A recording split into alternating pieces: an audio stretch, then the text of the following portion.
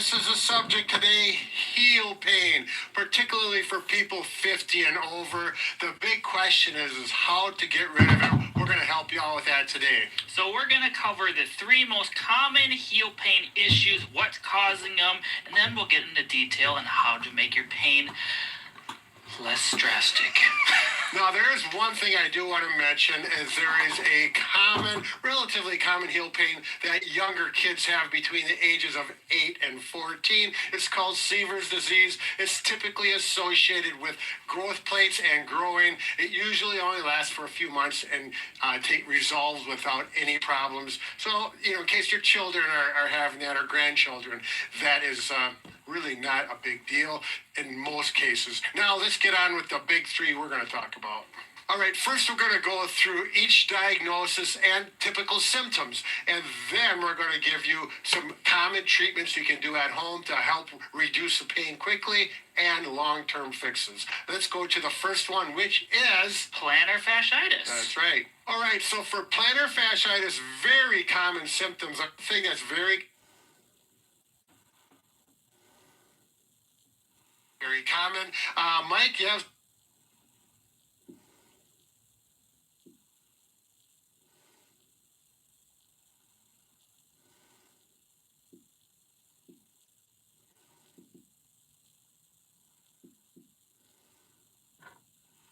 But this is a less aggressive massage head, just kind of how to dig in there. Now, if you don't...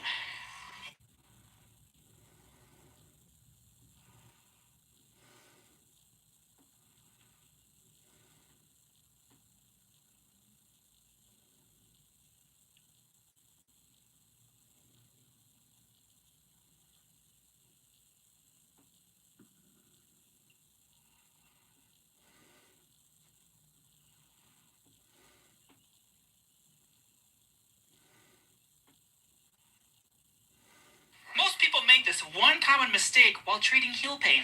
Well, I know. I strained my heel. We got to stretch it out, don't we?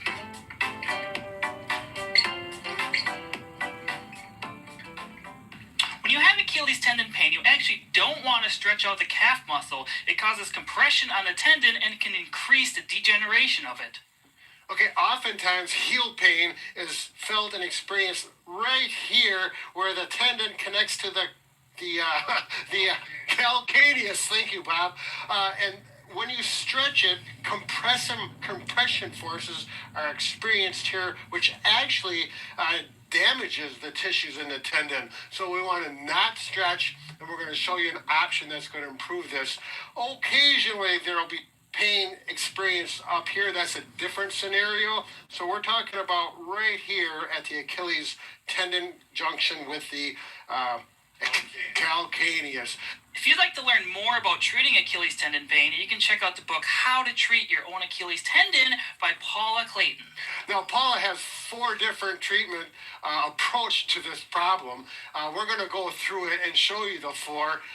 Okay, so the first thing you need to do to take stress off the area when you're wearing shoes is a heel lift. Now, here is actual heel lift that fits on your heel like this. You simply put that in your shoe, and that'll take stress off it so you don't have the pain when walking.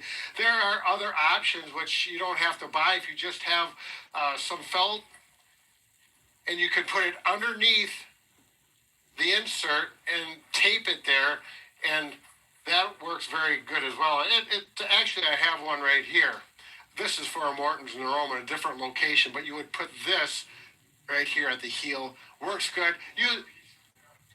A piece of carpet. I've had cut cardboard and put cardboard in there so it's the right shape.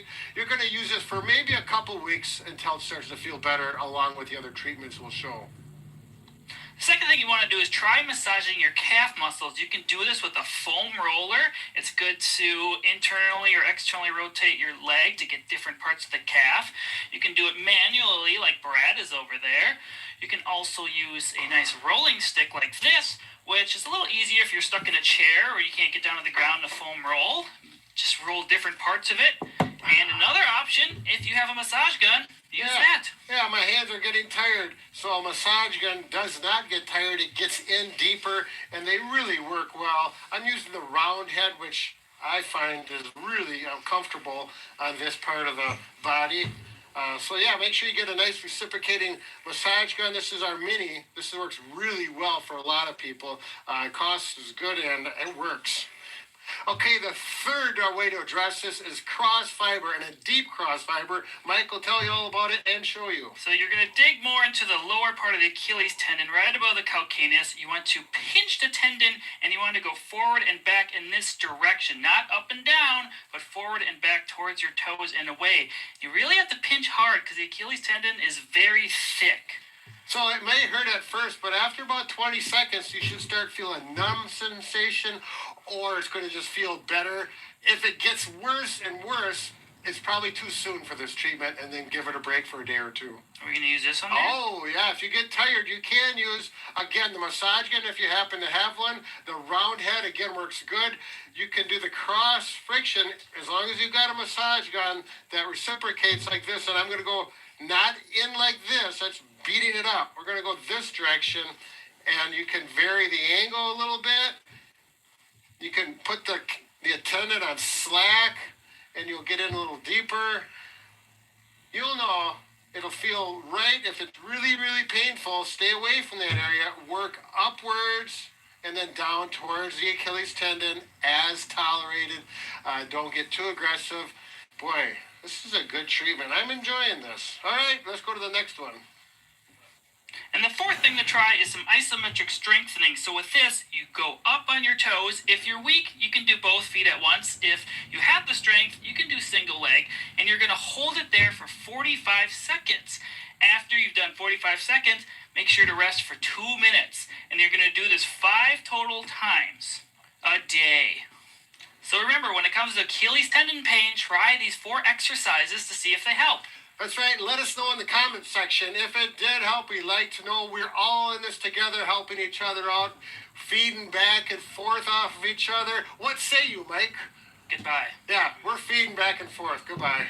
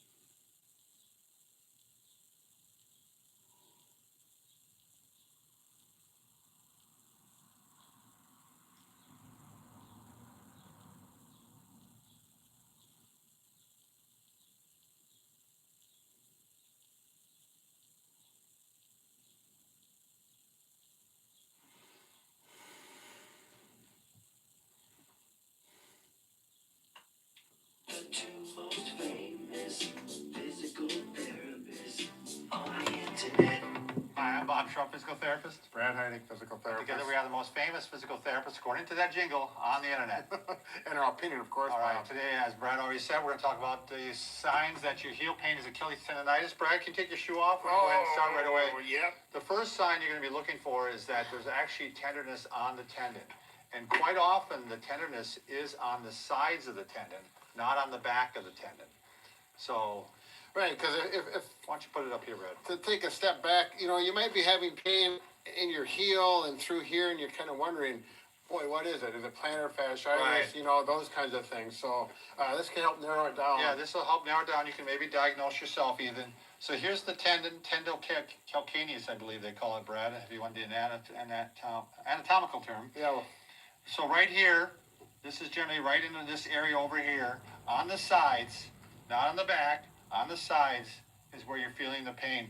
Sometimes it's between the tendon and the bone. Right. That's a little harder to get in there and Right. determine, but it would be on those two Right. sides. And what I like to do, I just take my fingers like this, and you can pinch it, you can Yeah. work it up and down, and that's where it is. And that's that hollow spot you can feel you're talking about. Yeah, it's really not supposed to be tender. Right. And so if you're feeling something, you're probably either have it or you're starting to get it. Right, and if you're not sure, just do the other foot and compare from Right. one leg to the other. All right, the next thing you're going to do, very simple test.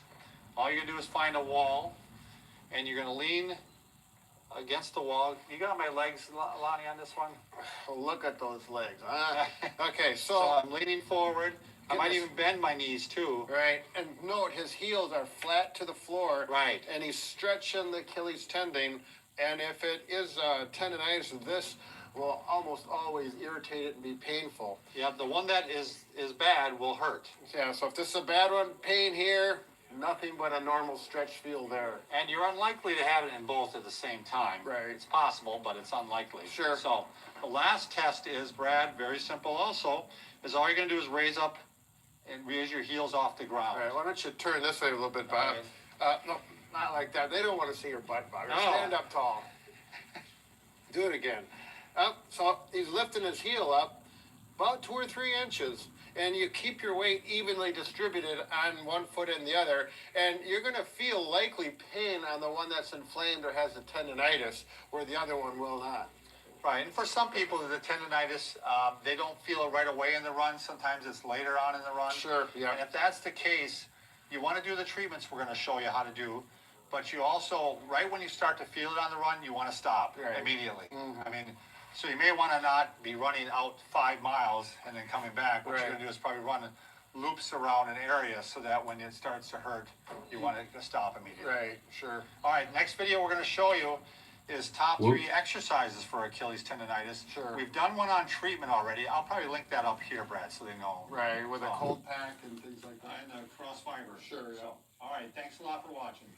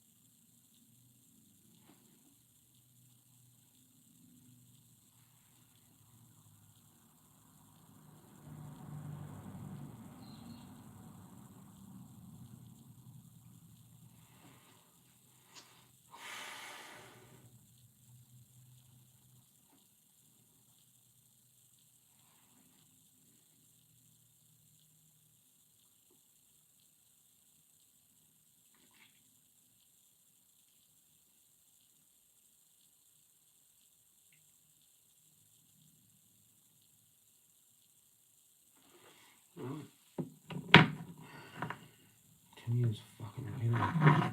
Someone might actually click on my video and watch.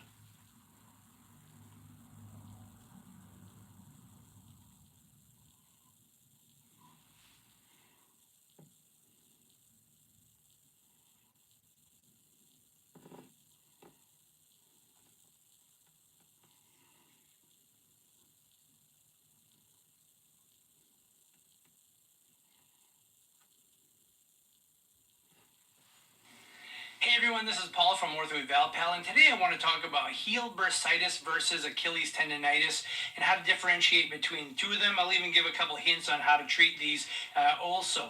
So let's just go through a little anatomy.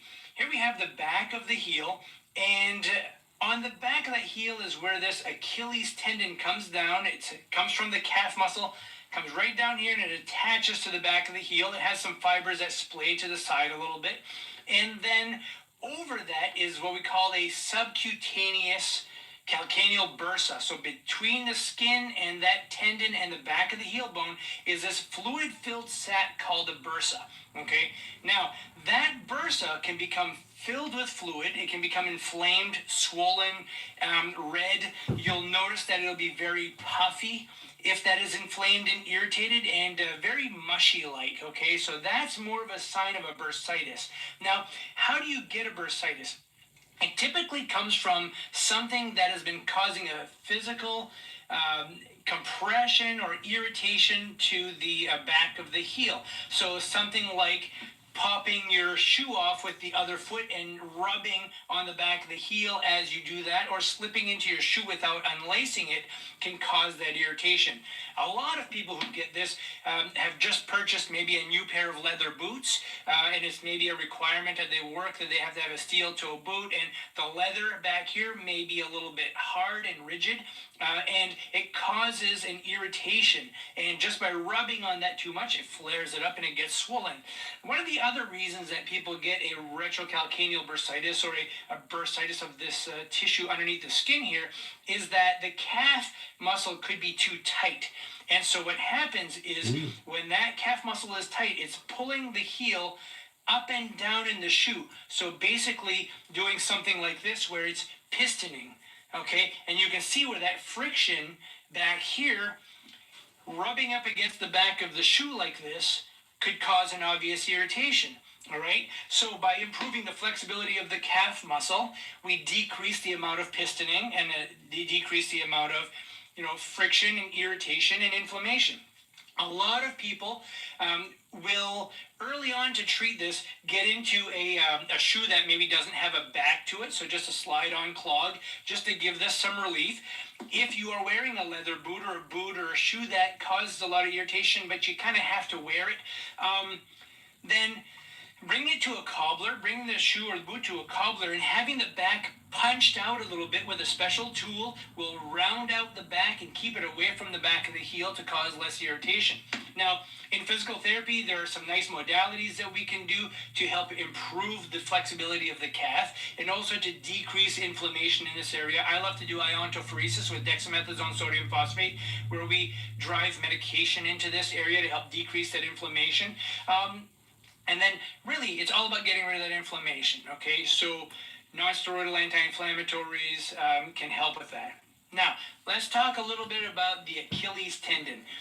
That tendon, where it comes down and attaches to the back of the heel, can also become very irritated and inflamed and cause a lot of pain. Now, these folks will have a lot more trouble when they are walking and they are pushing with the toes, or when they get a stretch in that tendon, okay? People with bursitis do not have a problem with that, okay? So if you have a bursitis, you typically feel better walking barefooted, whereas somebody with Achilles tendonitis will have pain when they're walking barefooted also, or standing on their tiptoes. Now, why do people with Achilles tendonitis get Achilles tendonitis? It could simply be an overuse. It could be an agitation from the shoe, like we talked about earlier. Maybe you're a runner and you used to run 2 to 3 miles, and now you're running, 6 to 7. You've increased that mileage. It could be the surfaces that you're running on that are maybe a little uneven. And the other issue that we see is that the heel, if it rocks side to side like this, the Achilles does not like that. The Achilles likes to pull in a straight fashion. It doesn't like to bow side to side.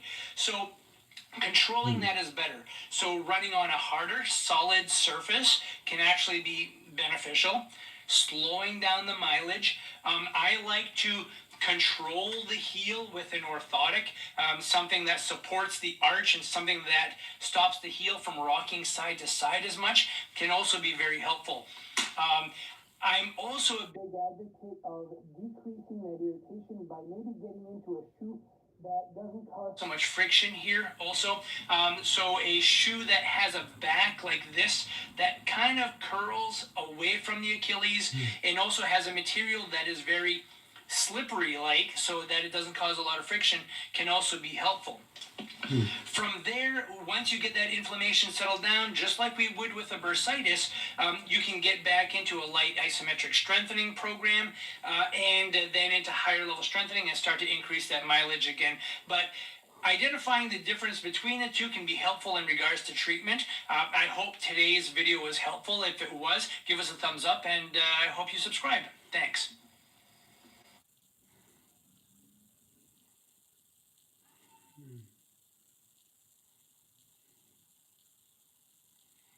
A little bit of that.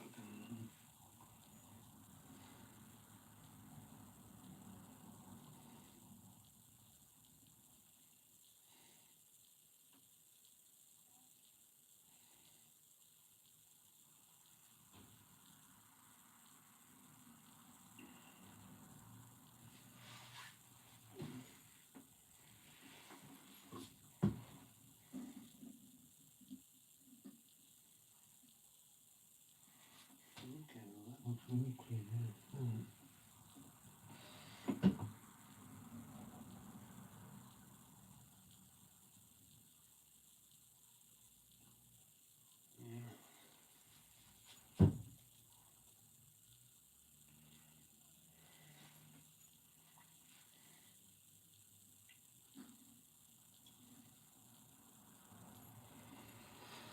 Motherfucker, boy.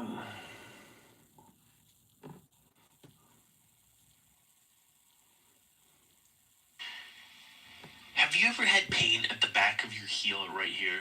Maybe it runs the back of your shoe.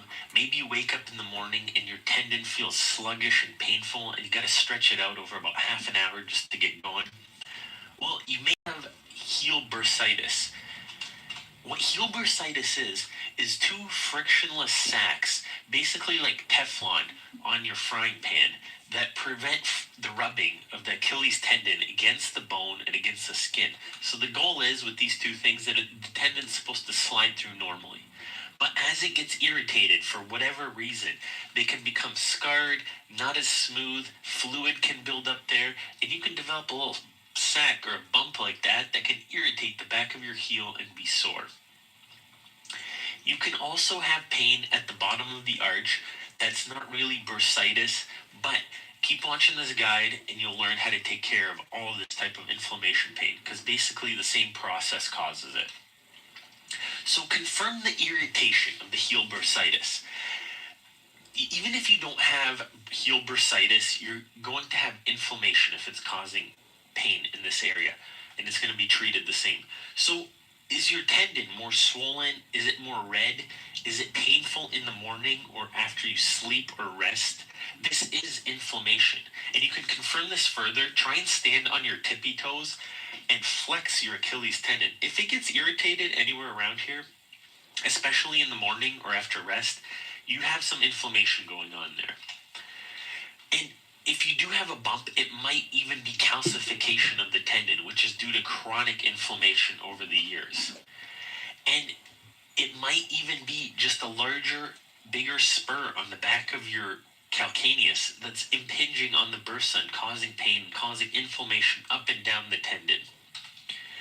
So the reason the Achilles is susceptible to being irritated at the insertion is when you walk and run, basically on one foot, that tendon absorbs the force of 3 to 4 times your body weight.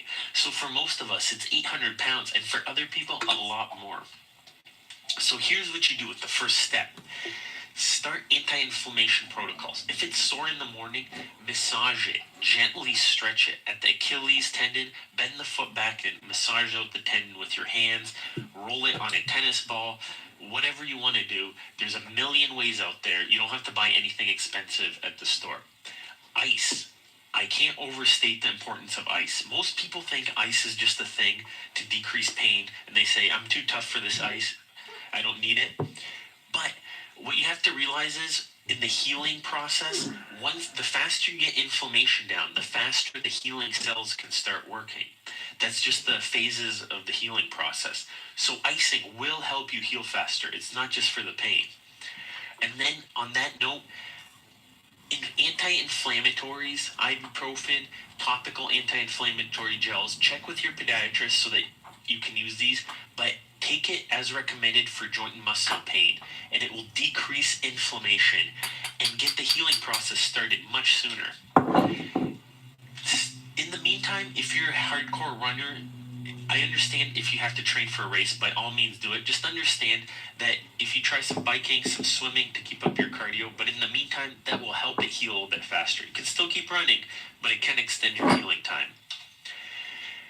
Stretching. Once the pain's down, do hamstring stretches, calf stretches, plantar fascia stretches. Get all that in. You can simply just hang off a ledge of stairs, lean forward on a rolled up carpet, or even just push against the wall. These things are extremely important. Once that inflammation's down, stretch it out. That's going to prevent it from coming back. Do each of those three muscle groups, hamstring, calf, and plantar fascia, about 30 seconds per day. So, a couple minutes per day. You can do that. And then, if you can't do that, and you want to invest in a night splint, this thing basically stretches your plantar fascia and your calf for you. That helps with bottom of the heel pain and back of the heel pain.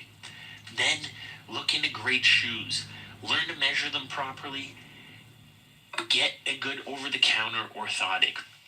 These should be a rigid type. I know most of you have been burned by these before by buying those cheap, crummy convenience store brands, but you can get a hard, rigid one like Power Step for 20 to 30 bucks online, and it's going to change your life. You're going to be able to stand hours more. You can try a heel insert. The only reason I'm not super huge on these is they're not a long-term solution. Do these just to ease in until your stretching takes over, because if you start using them, you could become dependent on them for the rest of your life. And then I talked about the night splint. And then if that's still not working, go see your podiatrist, because 1 out of 20 people won't feel better after a couple weeks of doing all these treatments, and maybe something's wrong. Maybe nerve impingement, scar tissue buildup. It could be that bony deformity. It could be many other things. So a podiatrist is going to check that out and be able to give you great treatment options. And if the bottom of the arch is still hurting, apply all the same principles. Massage in the morning in the arch, stretch it out, stretch out the arch ligaments, as you can see down here when the big toe's bent up, and ice that. Freeze a water bottle and ice the bottom of your foot for 15 minutes. I hope that helped. If you guys want more in-depth guys, shoe gear, product selection, how to do these stretches, and other conditions, come check it out. Do not try any of this at home alone without supervision. This is presented by Michigan Foot Doctors. If you think our information helped you, give us a thumbs up and come visit the site for even more. It's been 10 days.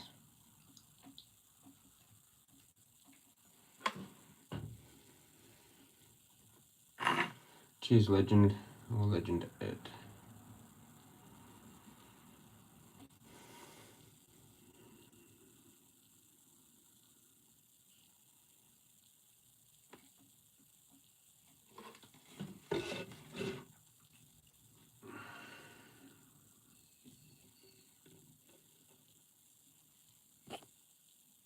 At least I know what it is, kind of.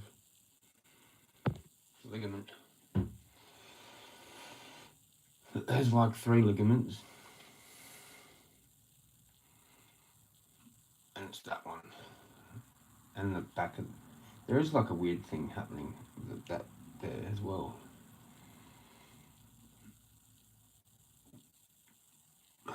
What's that called again?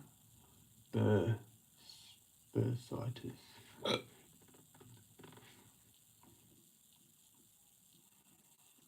Possibly.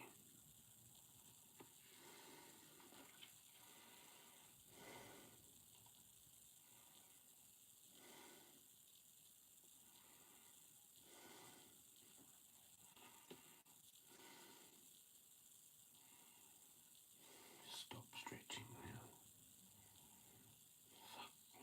1 minute stretching, the next minute's not stretching.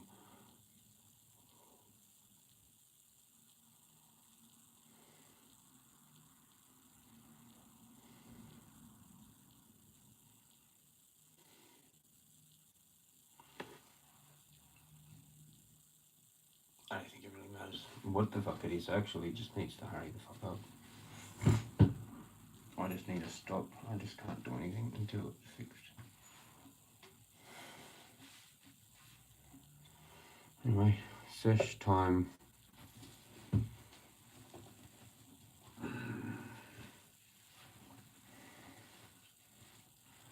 Finally got there. Cheers.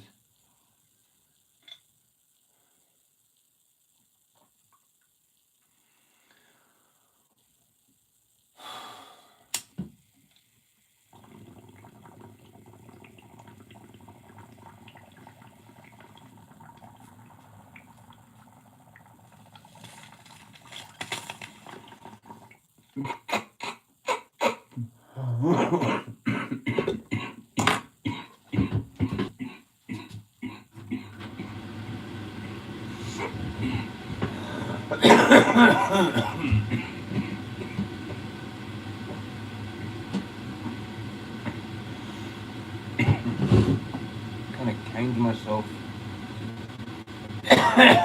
yesterday. So I won't be doing that again.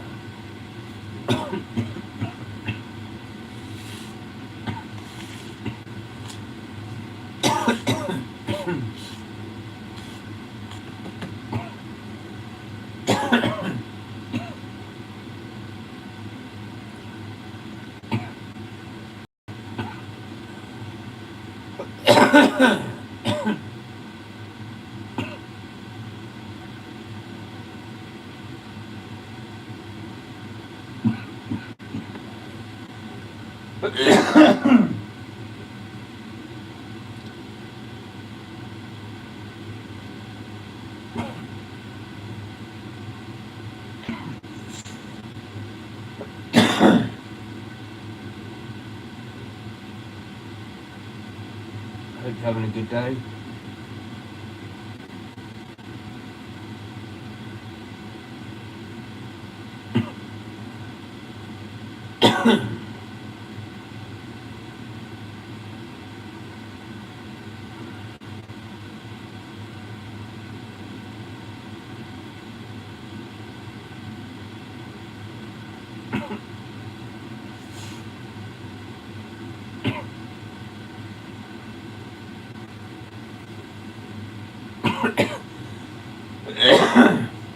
You!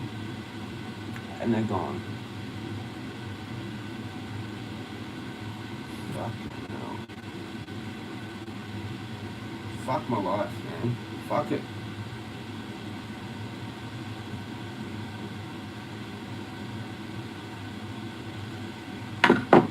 Fucking talk to someone and they don't even fucking talk back.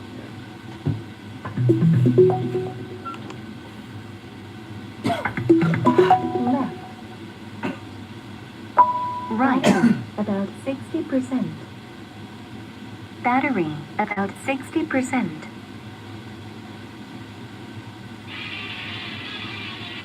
Yeah, that's what we're doing.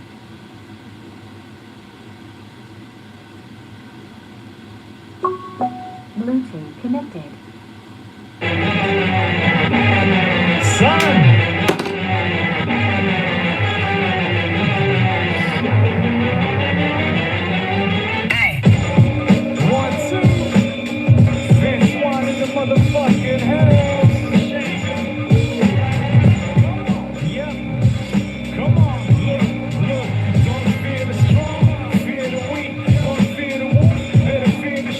Man, I stay so low,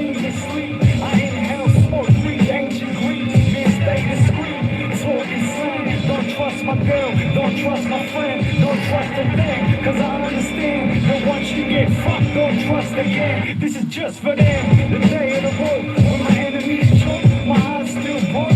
Knife to the back, plus one to my throat. Still, stay calm with the rope.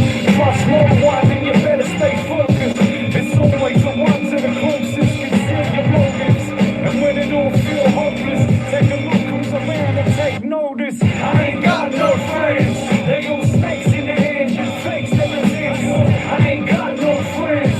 People come and go, never wanna see you grow. So I ain't got no friends. They go snakes in the hand, just fakes never dance. So I ain't got no friends. You're stopping my dog, shoot you right in the head. Because you're not my friend.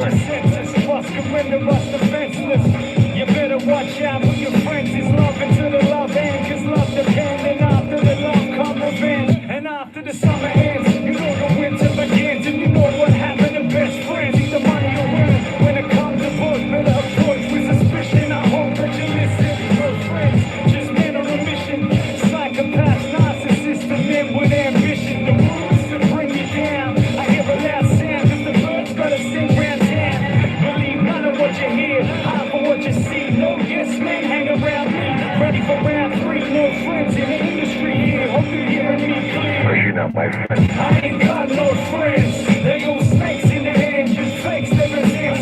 I ain't got no friends. People come and go, never wanna see you grow. So I ain't got no friends. They go snakes in the hand, just fakes never dance. So I ain't got no friends.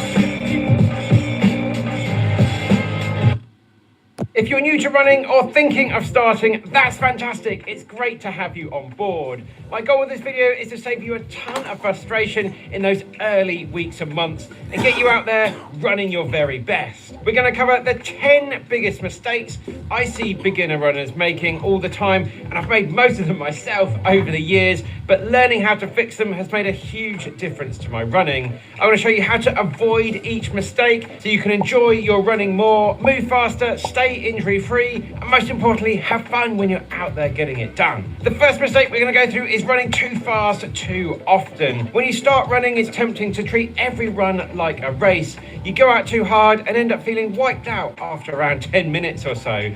The problem is your aerobic system needs time to develop, and hammering every run is going to slow you down in the long term. It's a surefire way to pick up an injury because you're not allowing your body to recover enough. The simple fix with this is completely normal for so many beginner runners to struggle pacing their runs correctly. And let's face it, so many advanced runners struggle with this too. But the most important pace to crack here is the easy run pace, which is around where 80% of our weekly mileage should be.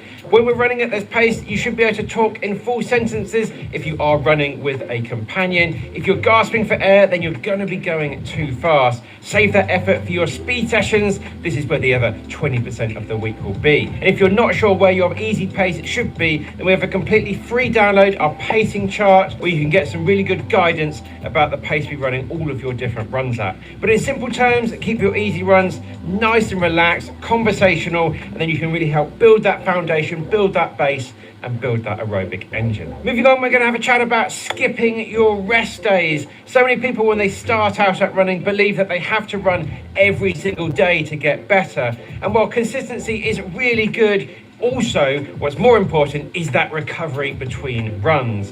When you run, you're going to be breaking down muscle, and you're actually going to get stronger and fitter and make those adaptations to be able to run faster during that rebuild phase when we're recovering and when we're sleeping. The simple fix with this is to schedule in at least 1 or 2 rest days per week. If you do want to stay active, then it's fine to do some walking, but don't go out running, don't go out cross-training. If you do want some help structuring your week, then all of our beginner training plans are 100% free to download on the website. We'll link to them down below. Moving on, so many people when they start running are going to be wearing the wrong shoes. A lot of new runners start out wearing their old gym shoes or just a random pair of Converses that they've found at the back of the wardrobe. Not all shoes are going to be made for running. The wrong ones can cause issues like shin splints, knee pains, blisters, plantar fasciitis, a lot of the more common running injuries. Or on the other flip side of things, we see runners go out and just buy the most expensive running shoe they can possibly fine. It's over £200, so it must be good. Well, really, nothing can be further from the truth. The simple fix here is to head to a good running shop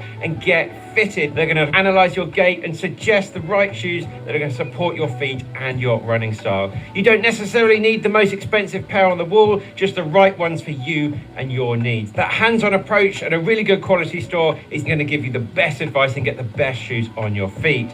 Now, we do appreciate that's not going to be available to absolutely everybody. So some of our real favorites, the real safe bets that I find myself recommending all the time, something like the Asics Nova Blast version 5, Nike's Vomero version 18, the Adidas Evo SL, or more for the budget end of things, the Puma Velocity Nitro version 3. Or for heavier runners, have a look at the Brooks Glycerin Max. All very sort of safe options and will definitely look after you well. Moving on, we're going to have a chat about everyone that goes out there and ignores strength training. In 2025, this is just a big fundamental part of how we run. Running is very hard on your body, especially on those joints and tendons. If our muscles around them aren't strong enough, it really increases that risk of injury. And this becomes even more important as we age into our late 30s, 40s, 50s and beyond. We've got to get that strength training in there. Obviously, the simple fix with this is to add 1 or 2 short strength sessions during the week. Even just about 10, 15, 20 minutes is going to be enough. And believe me, it will make a massive difference to your running. Focus on really simple, easy to do exercises like squats, lunges, glute bridges, calf raises and planks. Of course, we can definitely progress these over time, adding weights and adding some more complex exercises as well, but they're a really good, fantastic place to start and build that foundation to get stronger. Add your strength training activities to one of your lighter running days during the week. Then all of our training plans on the website benparks.com have an extra strength portion that you can add on when purchasing your regular training plan. Another absolute classic is people that do too much too soon. They get very excited when they start running and love it and go out there and inevitably pick up a bit of an injury. We all want those results fast, but increasing your mileage and intensity too quickly is one of the surefire ways to get injured. That excitement can quickly turn into shin splints, plantar fasciitis, IT band issues, and then you can be sidelined for quite a long time. It can take time for our bodies to adapt and get the strength we need for running, especially when we're out in cities and towns pounding away on the pavements. The simple fix with this, as a very rough guide, traditionally we like to use that 10% rule, and that's okay for people training at sort of an average amount per week. So if you're doing 30 miles a week, do 33 the week after, and then maybe add another 3 or 4 miles the week after that. At either extreme is not really going to work. So if you are more of a beginner runner, say doing 10 miles a week, maybe just add an extra 2 miles the week after. It's just building it up gradually. Don't be going from 10 to 20 to 30. Just build it up with little increments. If you are a newer runner, then avoid running 2 days in a row so you can recover properly between your runs. Give your body a chance to adapt gradually. It's better to build up slowly, build that consistency, build that foundation, which will make you a much stronger runner over time rather than overdoing it and burning out and potentially falling out in love with the sport. And we don't want that to happen. Moving on, probably the biggest classic that so many people ignore is not warming up properly. If it's cold and you're short on time, you just want to get out there and get your run done. So skipping the warm-up is very, very tempting. It's something that I really am so passionate about these days. I could definitely get away with this when I was in my 30s, and now in my 40s, it's something I absolutely can't ignore. Starting off with those stiff joints and cold muscles is going to make your run feel harder and really increase that risk of injury. Obviously, the simple fix for this is to spend at least 5 or 10 minutes doing a dynamic warm-up to get those joints mobilized, those muscles warmed up, and your heart rate up gradually. Things like leg swings, opening and closing the gait, hamstring stretches, high knees and butt kicks are going to be the best way to start your run. We've got a full follow along warm-up routine. I'll link to it up here and down below as well. And then at the start of the run, I'd really recommend having that first kilometer as very, very relaxed. Anyone that follows me on Strava will always notice that first opening K of the vast majority of my runs will be really, really slow compared to the average overall. That's all part of my warm-up. Moving on, so many people getting obsessed about their pace. It's so easy to fall into the trap of checking your watch every few seconds when you're out there running, worrying it's going to be too slow. But pace really is not always the best indicator of progress, especially when we're starting out. Some days you're going to feel amazing out there, some days you really won't. That's normal. Consistency over time is the winner here. Try not to compare your run to previous runs. That whole comparison is a thief of joy is so true here. The simple fix with this: focus on the effort that you're putting in rather than the numbers. Make some notes on the weather. How did you feel? What went well? What went badly? What other life stresses did you maybe have going on the day? Learn to run by feel is definitely a skill, and it will help you so much more over the long term to become a more intuitive and confident runner. There's so much more to the run than the pace you're running at. A little bit related to that one is comparing yourself to other runners. Open up your Strava or your Instagram and it seems like everyone else is running further, faster, but really when we see that, we don't see their full story, and constantly comparing yourself to others will really rob you of that joy of running. The simple fix: remember, this is your journey. Everyone needs to start somewhere. The only runner that you should be comparing yourself is to that version of you from yesterday. Social media also isn't for everybody. Give yourself some breaks. Take time to build a positive feed with some really inspiring people, and it's really going to help build a much more positive mindset. Moving on, something that most runners will be guilty of is running through pain. Obviously, there's different types of pain. You've got that general soreness, that DOMS, that delayed onset muscle soreness, and actual pain as well. And it's really hard sometimes to differentiate between what is serious and what's just a little bit of fatigue. You will learn this over time, but so many people will push through this in those early stages because they want to hit specific runs on their training plan, and they think if they have a break, they're going to lose all the fitness and all the hard work that's gone into it. Sometimes that will obviously work out and the body will just be able to repair itself and recover, but often that small little issue that just needed a few days rest will turn into a bigger injury that will take you out. Instead of a few days, it will now be a month or two potentially, and that's exactly what we want to avoid. The simple fix with this: really listen to your body. If something feels sharp and persistent and gets worse as you're running, then I'd recommend definitely just stopping. Rest for a few days, and if it doesn't settle, then get it checked out by a physio or a sports massage therapist, getting some professional advice on it and work out what's going on, and then you can build your rehab and get back running. Now, of course, that isn't going to be available to absolutely everybody out there. Some trusted YouTube channels, Bob and Brad, is something that I'm always recommending to people, and I use it quite a lot myself. They provide some really good, simple advice on running injuries. One recovery tool that I also really like to have is a foot roller, rolling out the underside of my feet for keeping that plantar fasciitis at bay. And then finally, please don't think there's only one way to be a runner. A lot of new runners fall in the trap of thinking there's just a set path that everybody should be following when they're running. The classic one is, I'll run a 5k, then I'll do a 10k, then I'll do a half, then I'll do a full marathon, then I'll do an ultra.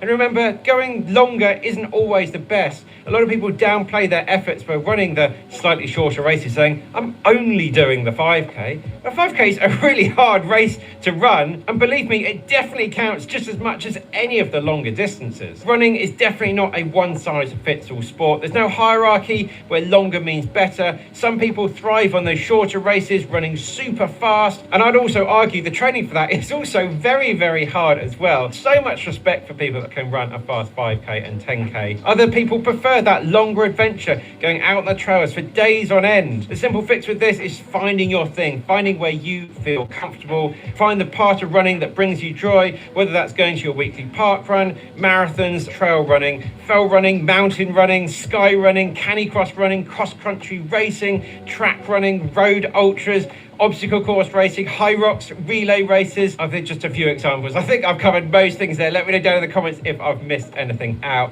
It's all running, it's all good, or simply going out for a run with your friends and never competing at all. That's absolutely fine. Every runner's journey is going to look different, and that's how it should be. So celebrate your wins, do what feels right for you. Remember, there's a lot of volunteering options out there as well, particularly at parkrun each week. So it's not all about the running. So I'd love to know down in the comments, how many of these things have you done yourself? There's no shame in any of them. We're all here to learn and become better runners. We're currently trying to hit 300,000 subscribers, so help us out by smashing that subscribe button down below. It'll be massively appreciated. Next up is a recent video we made all about pacing, so check that one out, and I'll see you very soon in the next one.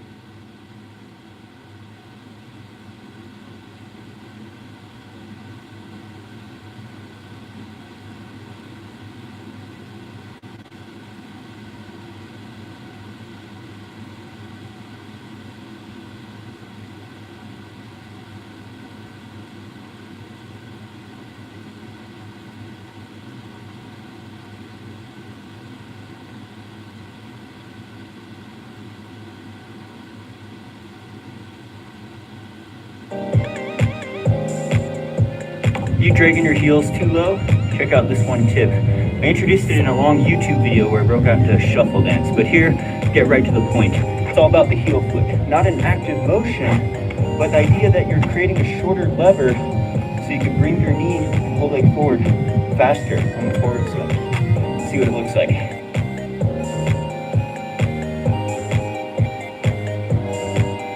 Got this little hurdle thing here, but imagine there's maybe a stick coming out of your other knee, about knee height. And the idea is that as your leg comes forward, you gotta lift that heel up closer to your butt. It doesn't have to be right at the butt. If you were sprinting or doing a butt kick drill, that would be the exaggerated action. But for a distance runner, it's really about just being quick and not letting that leg drag too low. So get that heel up, bring that leg forward faster, run more efficiently. Follow along for more running tips. You dragging your heels too low? Check out this one tip.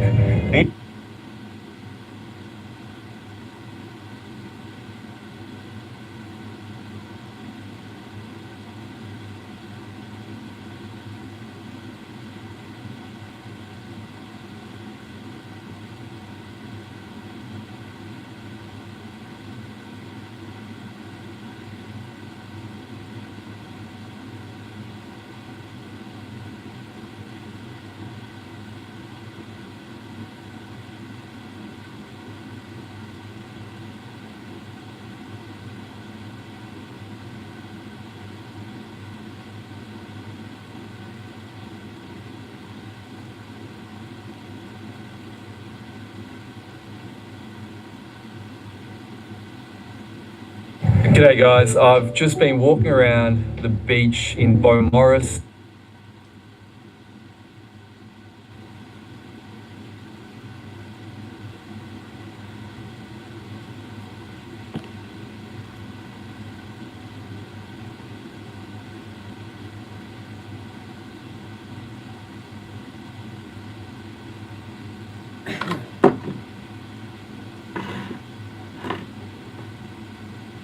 Hi, family. Again.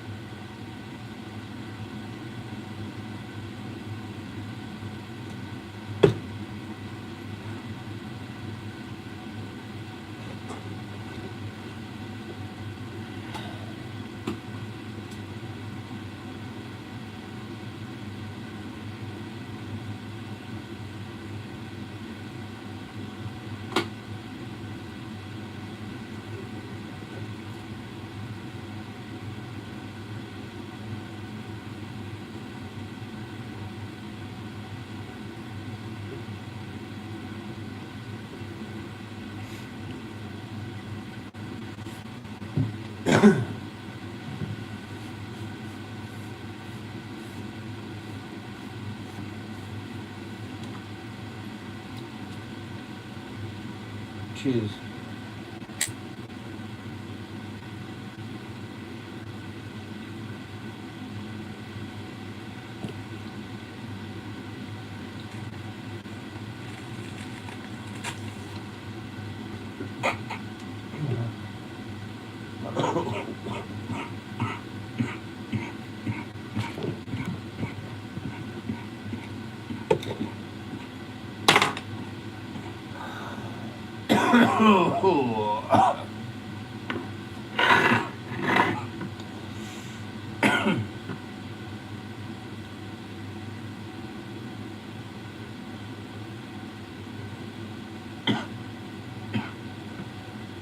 If this man did not know the secret of running, he would never have been able to run 42 kilometers in less than 2 hours. The man is known as Eliud Kipchoge. This man, born in Kenya, is considered to be the greatest marathon runner in history. He won 21 out of 24 races of his life and adopted only one strategy in every competition. When a race starts, what happens is that most players start running fast in the beginning to get ahead, and by the end they get very tired. Eliud Kipchoge took advantage of this thing. His fundo was simple. He used to run at normal speed in the beginning, and in the end, when all the runners got tired, he started running at his full potential speed and won the race and won the gold medal. If this man did not know the secret of running, he would never have been able to run 42 kilometers in less than 2 hours. The man is known as Eliud Kipchoge. This man, born in Kenya, is considered to be the greatest marathon runner in history. He won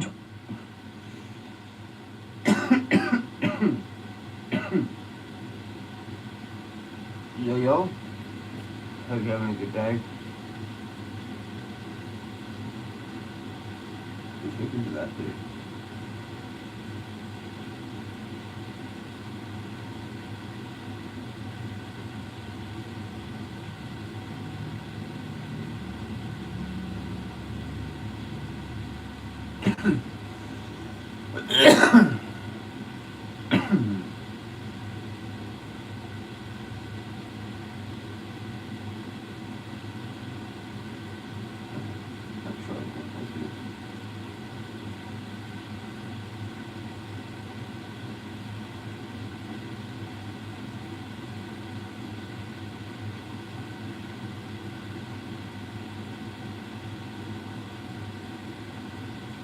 No, that works now.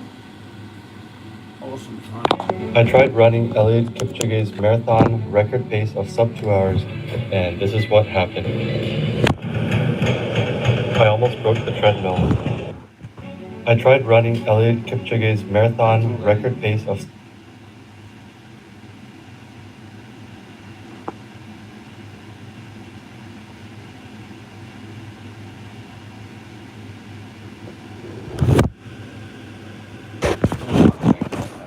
Come on. I'm fine. How can you handle this plan? The rule number one is to get vitamin N. Vitamin N? Yes. That's the rule number one. You need to inject yourself with vitamin N. N is for?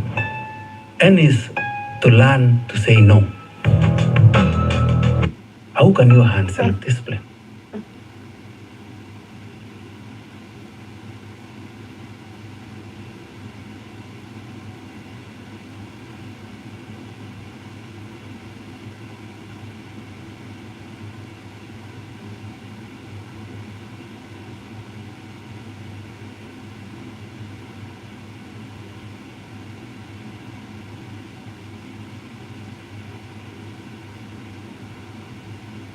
No one thought it would ever be possible to run a marathon in under 2 hours. The scientists in the whole world are saying the first human being to run under 2 hours will be in the year 2075. 2075. But I have proved them wrong. And after already beating the world record in the past, with a time just 1 minute above 2 hours, Eliud Kipchoge went on to do the impossible to prove everyone wrong. And after running a whole marathon at a pace of 21 kilometers per hour, he is now about to make history. We have 1 minute to go. Eliud Kipchoge, who used to run 2 miles to school every day and back, and now, through hard work and discipline, has the hand of history on his shoulder. The first man to run a marathon in under 2 hours. Kipchoge was right. No cure is limited. No one thought it would ever be possible to run a marathon in under 2 hours. The scientists in the whole world.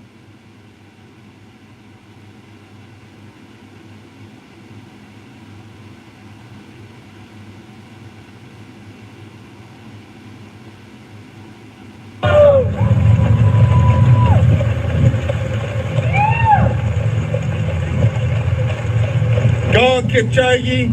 Looking strong. That's it, boys.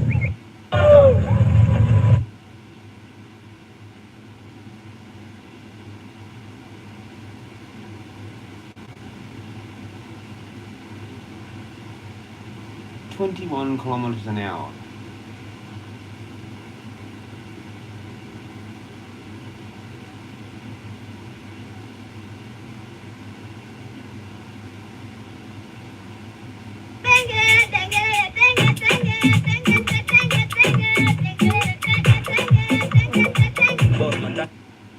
Two minutes and 54 seconds per kilometer. Get the fuck out of here.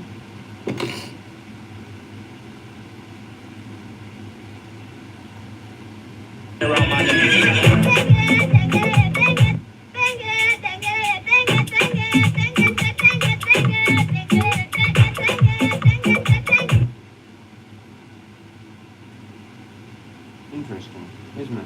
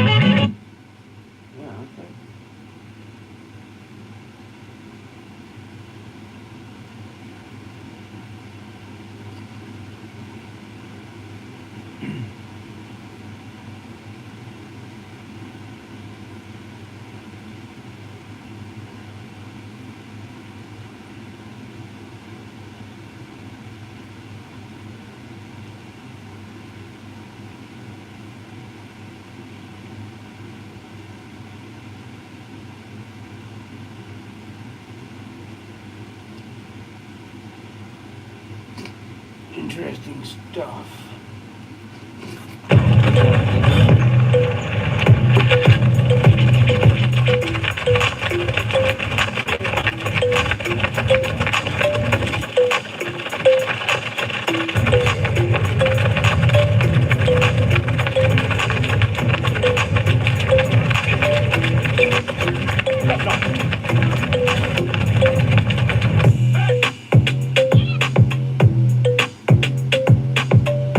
Alright, so we're waiting for Paul Chelimo. He's our special invited guest today.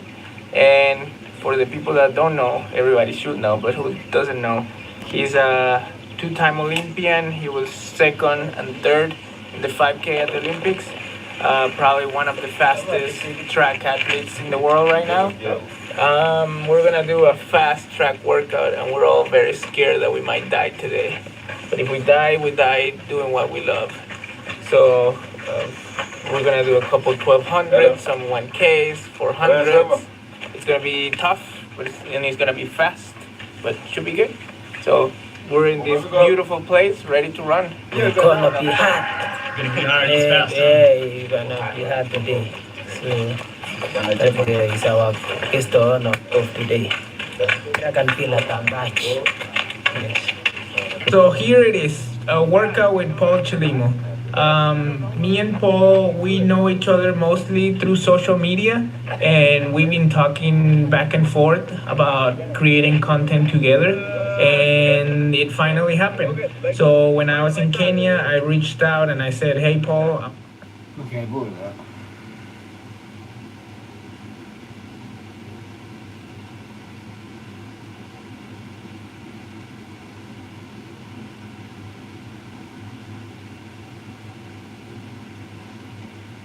Really sucks how fucking people come in here and just leave.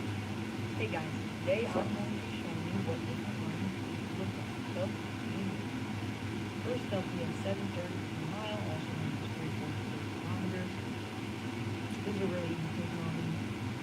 Next up, we have 7 flat. I like to see 10, 11, or 12 mile long runs.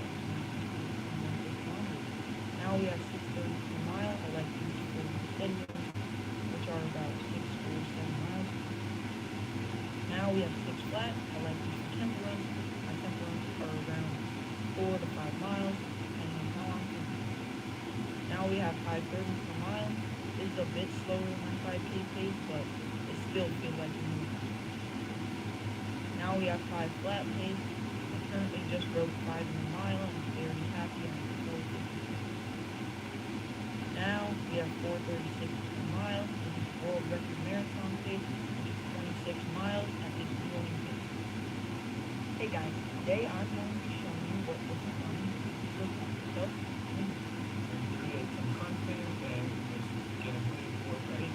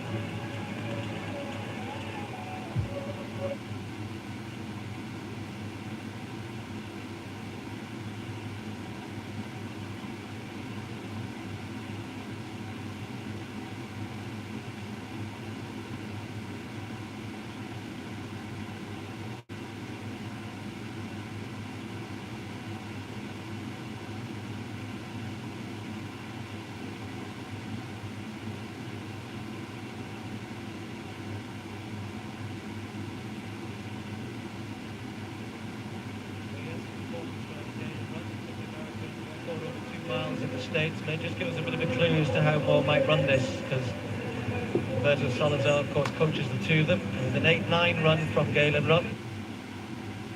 The speed that Eliud Kipchoge runs at means he completes a marathon in just 2 hours. Last year, I tried to run it.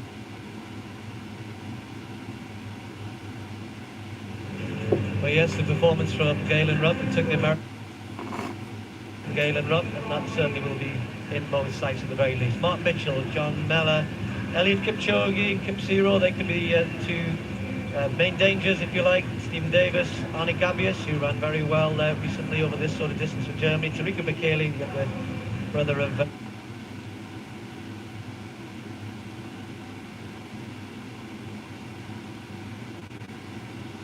top of the guys here, but just trying to set this up for you.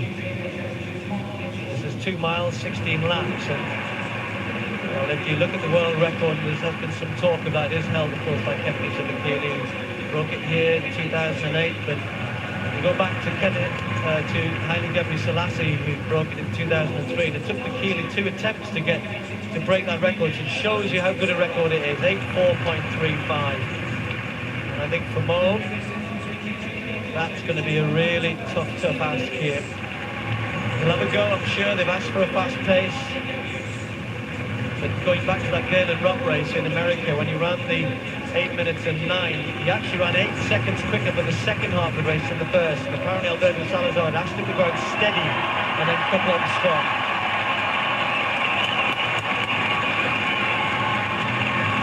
Huge roar for Mo Farah, and I suspect that going out at a pace which will enable him to finish strong might be something which Mo will be looking for here.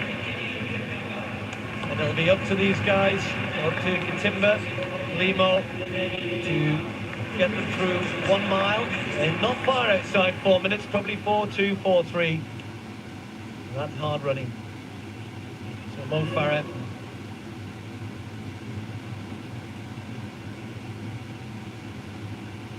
$16 ahead.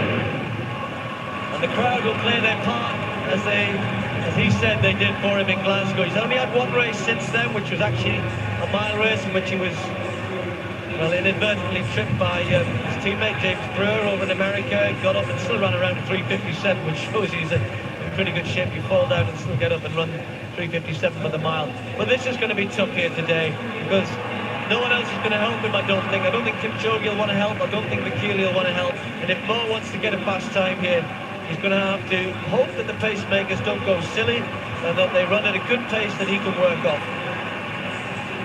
Well, Mo Farah's got some quality athletes behind him, and that makes it even more difficult, because at the end of the day, we're all looking for Mo Farah to win this race.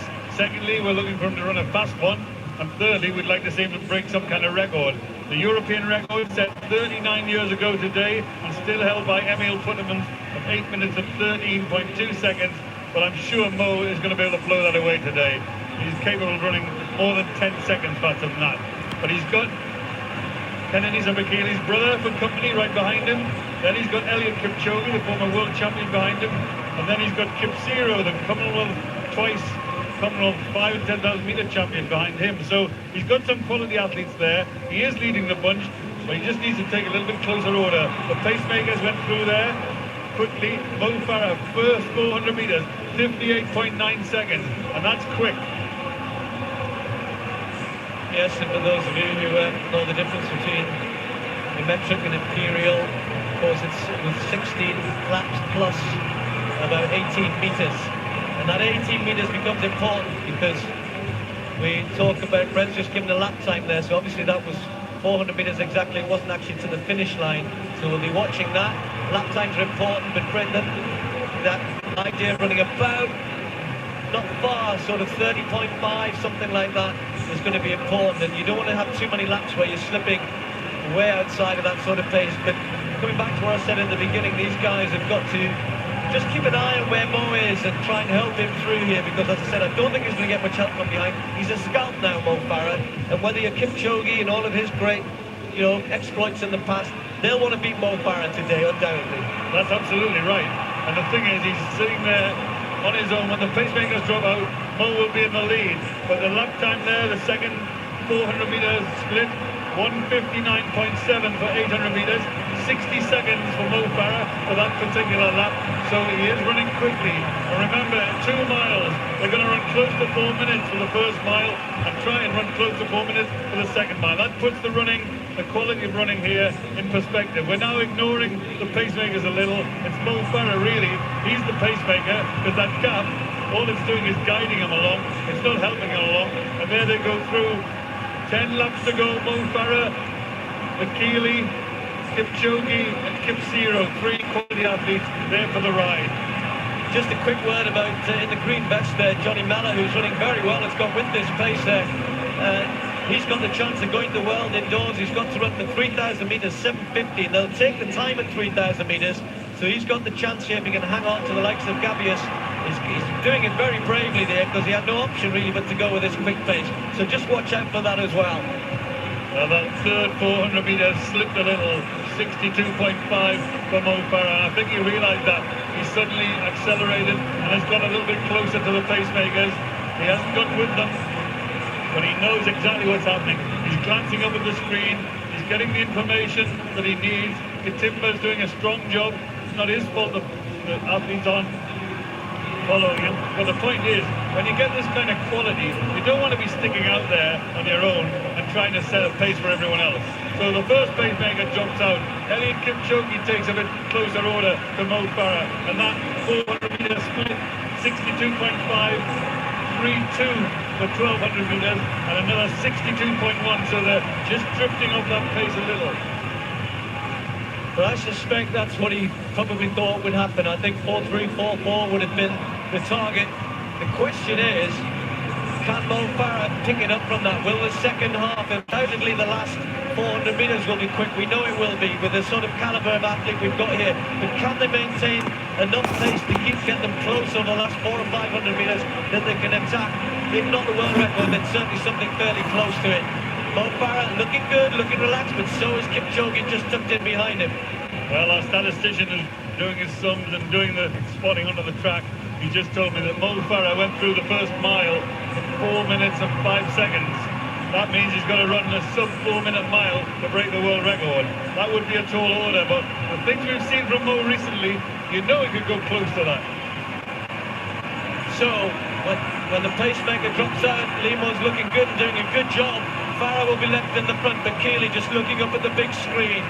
Kipchoge is still there. Kipsiro is still there. Arne Gabius of Germany is still there. Young Johnny Meller's been maybe paying for going with that early pace, but he really had no option. So the pacemaker steps aside. We've got 5 laps to go. And Mo Farah has to think about winning this race now. Maybe not think about the clock. Look at Kipchoge. He's already run very quick over 3,000 metres this year. He's been in very, very good form. And Farah's got to be aware. He's got to get his brain into gear here about how to win this. Maybe start to forget about the clock a little bit here. Hey, win the race, Mo. That's what you've got to do. If he wins this race, he'll have beaten some good athletes. He is the world champion at 5,000 metres. And now he's being challenged by the brother of the world record holder at 5,000 metres. And that is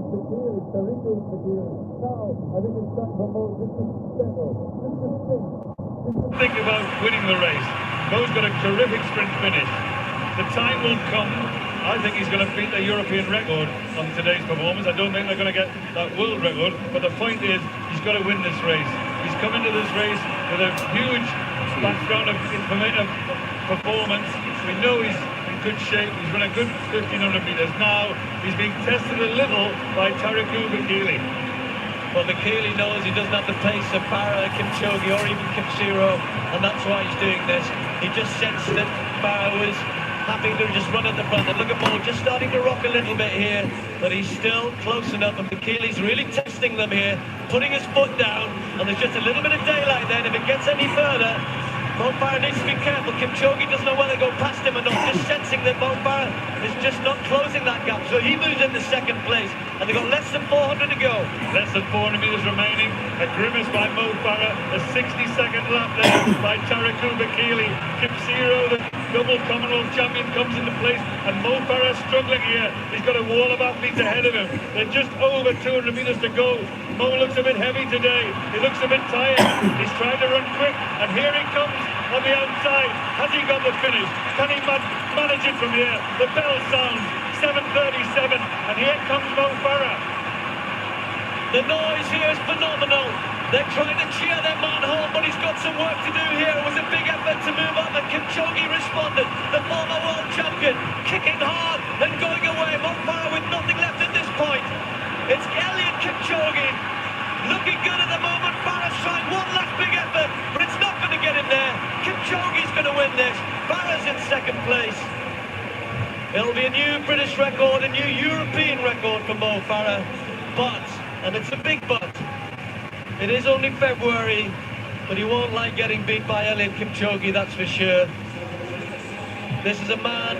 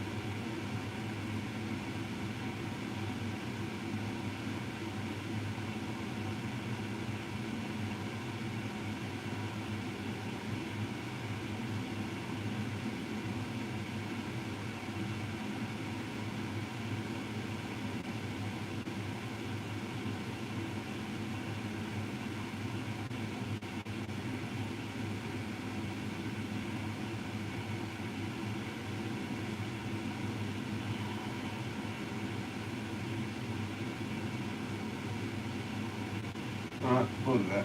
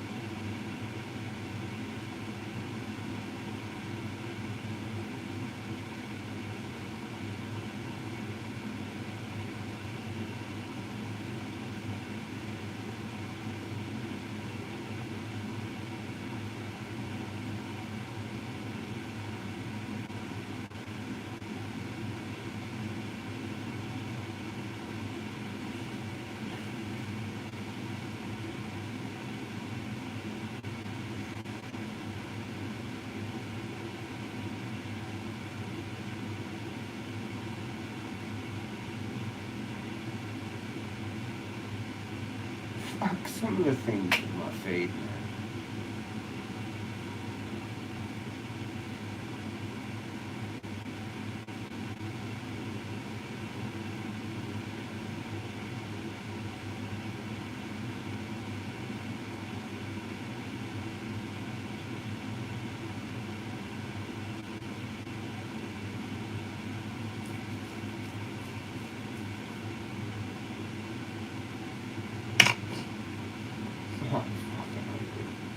Some of this shit,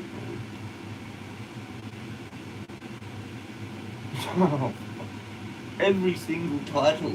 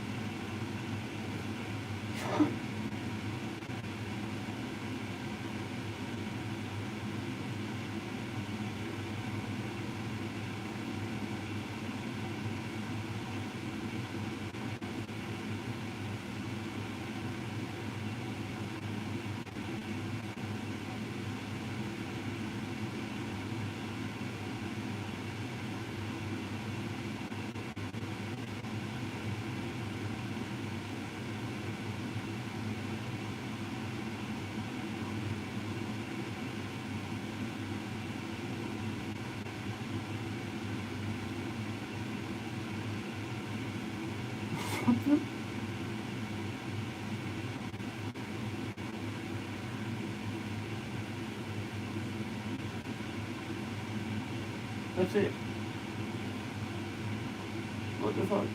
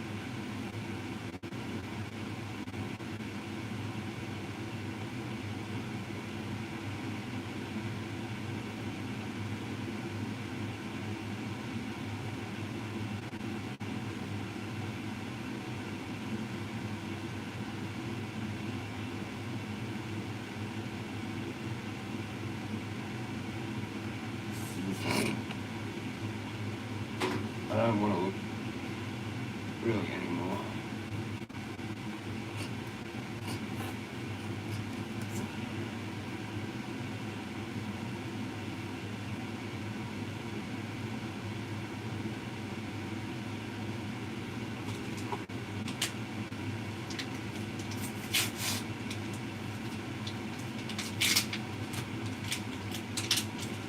Hour and a half.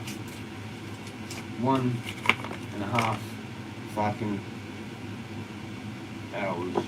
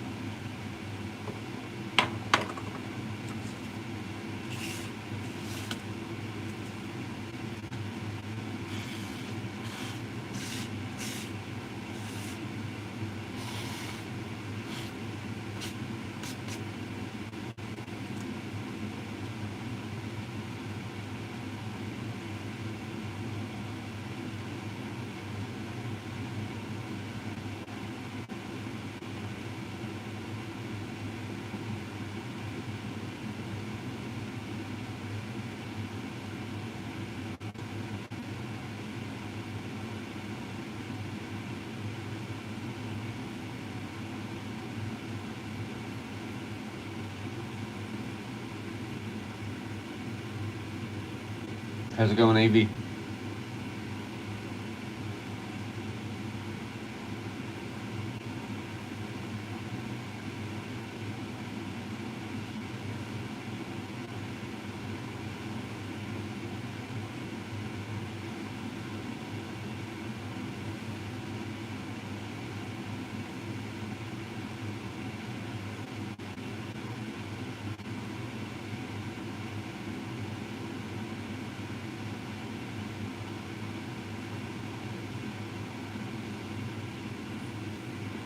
No, I don't know. Fucking lost my shit. How's it going? No, I don't know anything about any man. Don't know what even that is. I don't watch the news. Yeah. Cheers for dropping in. I knew it'd be about 100 minutes and then someone would. I thought it'd be over, but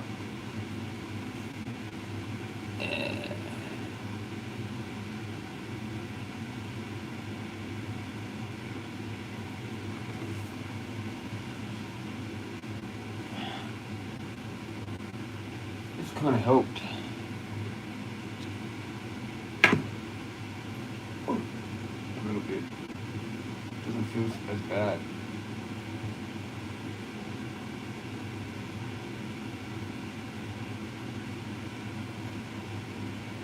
The name of the stream is that ligament or whatever.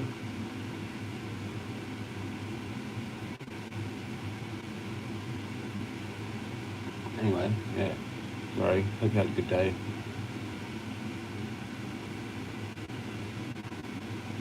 It was Hook's friend. Don't know. I don't know anything about it, no.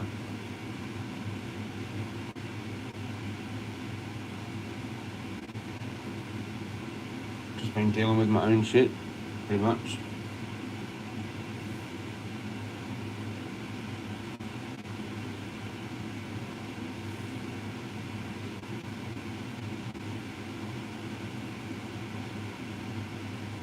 Saw the support guy just for like a few hours in his car. And then my friend, support as well, just hung out with him for a bit as well. And that was it. Actually, I might have called it home. I know I did that. That was before. Yeah.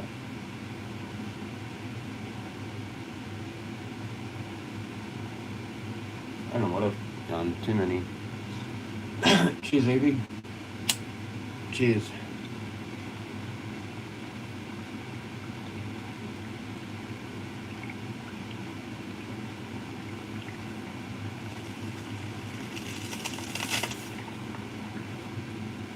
Oh no shit. We had a channel.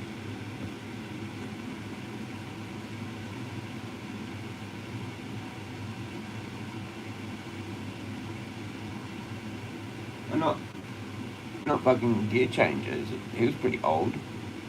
That's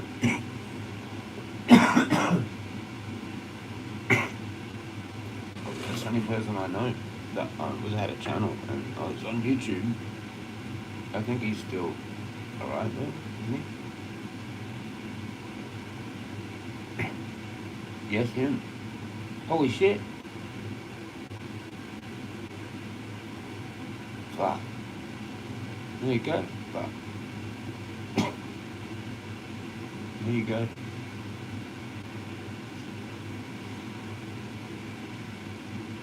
I know he had like something.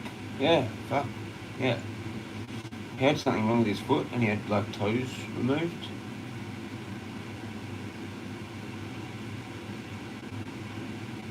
Yeah. Fuck. I know a few people that there's more people probably that used to hang there more would be a lot more upset. But I used to watch him.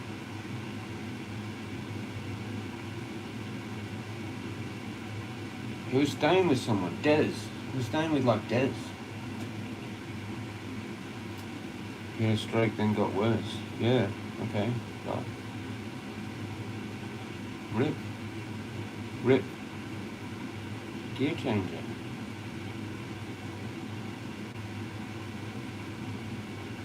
he had no teeth. Like,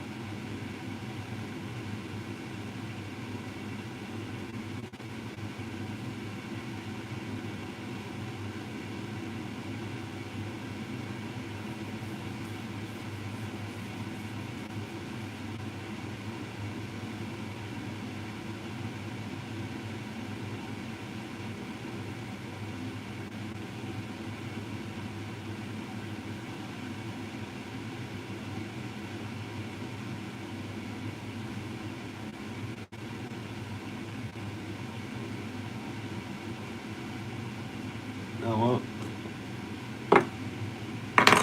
There you go.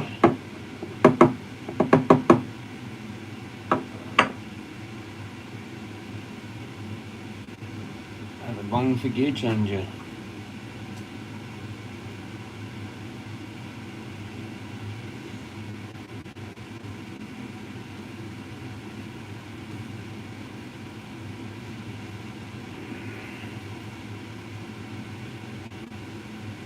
I don't think him and Hook were really getting along, though. Not sure.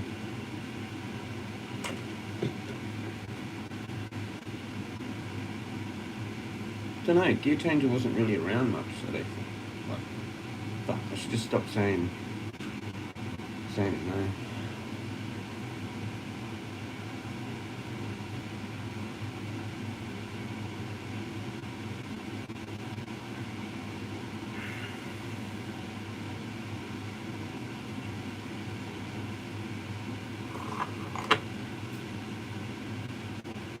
Cheers, gear changer, for the channel and everything. And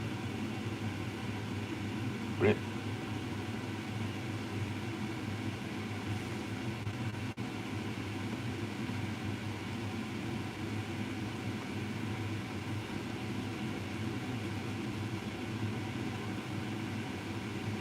Rip.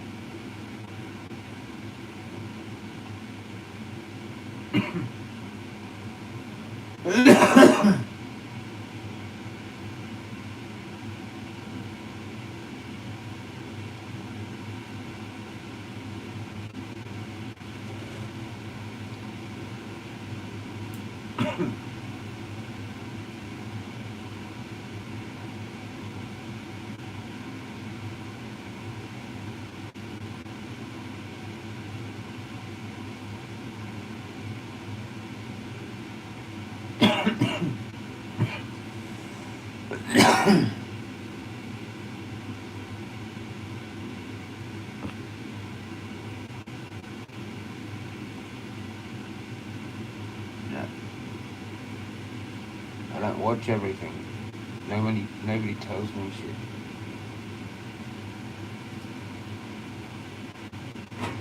I'm not in a group.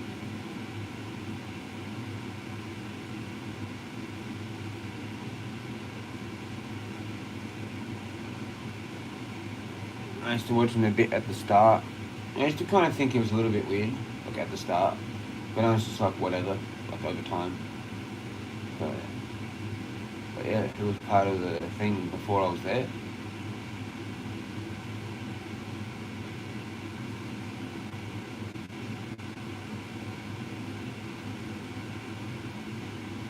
I used to go there sometimes.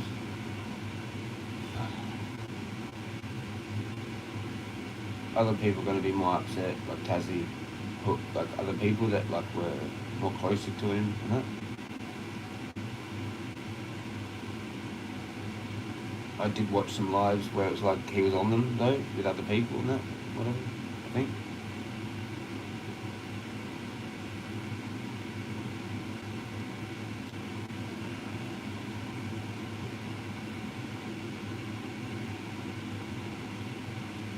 Bit shit.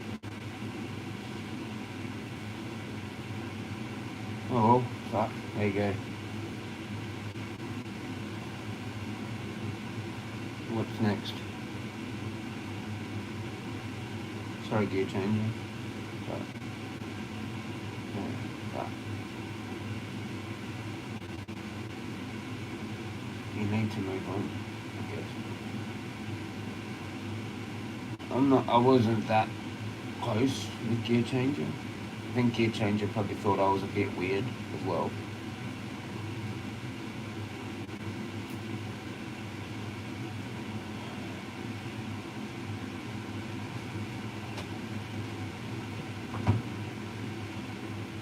For fuck's sake.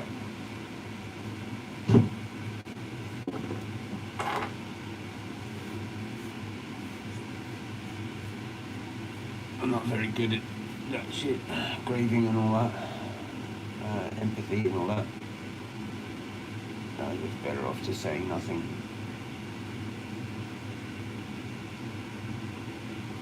I always fuck it up, say other things that like just stupid. Like I was happy now, you know, probably that sort of shit. Jealous. Shouldn't say that.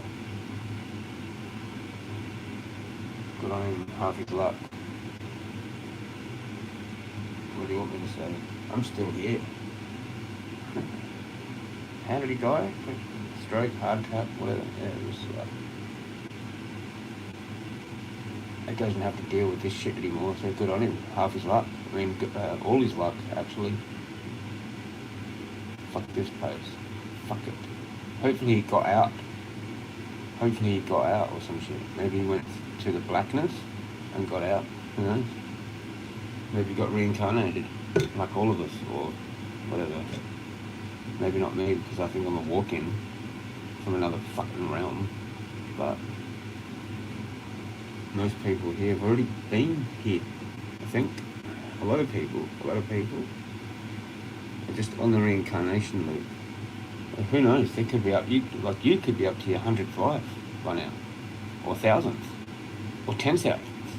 Fuck knows, millionth life as a human. You can go back as well.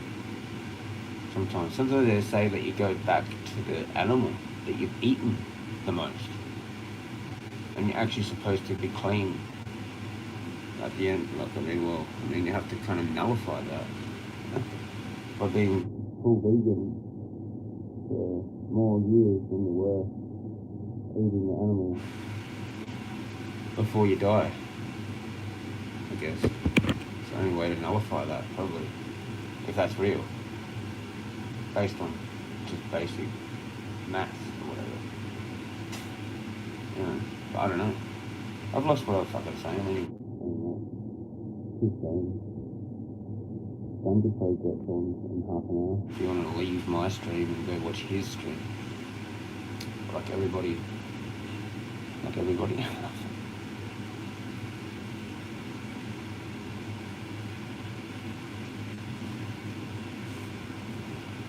Gear changer, that's what it was. Fucking hell.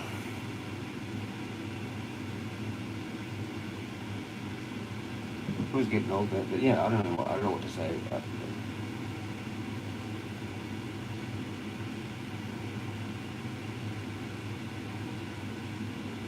Yeah.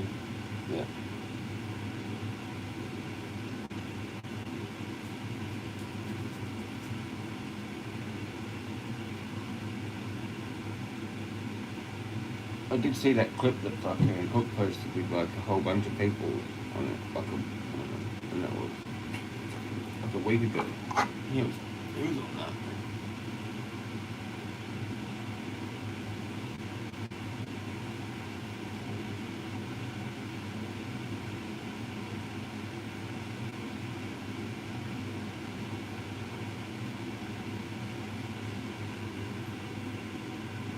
Cheers. Cheers to gear change. Cheers, Evie. Cheers, Evie. Cheers the lurker that was here before and left. Had like 4 lurkers or some shit. Yeah. Cheers.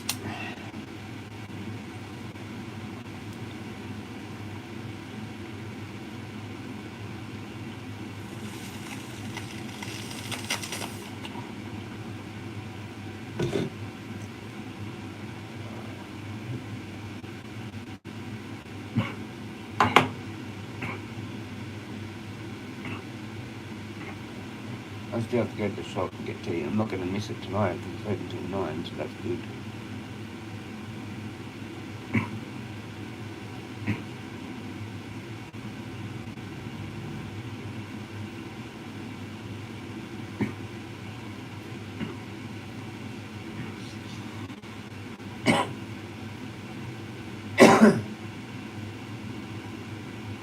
Rick would know this, man. Yeah, well, I don't know. No one's been here the whole entire fucking day. Most of the day I've been out though, so but like I did a few this. I was streaming this morning.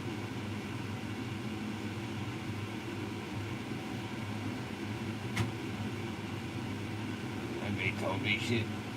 Or yesterday, or whenever it happened. I'm starting to get really irritated. Don't really look at that inside.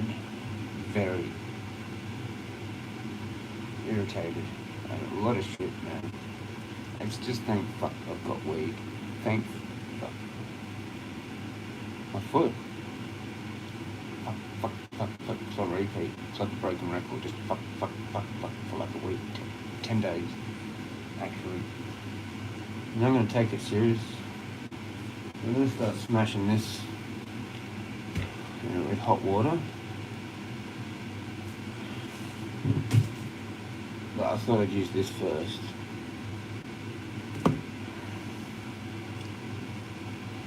So there's that.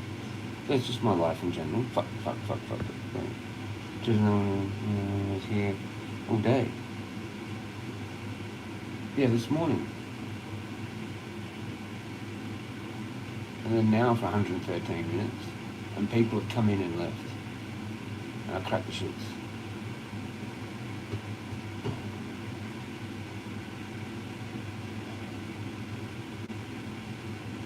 Probably was someone that knew. I've been watching running stuff. I've been trying to figure out my fucking foot, my injury on my foot, and just running stuff. I don't have anything else. I've given up everything. Pretty much. For running. I'm not even that good at it. I mean, I'm good at it, but I can't.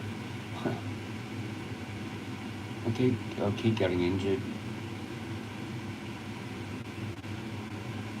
It's like stupid. Because I should have just not gone at all fucking that next day. And I knew it. Now I have to deal with like weeks instead of like not that long.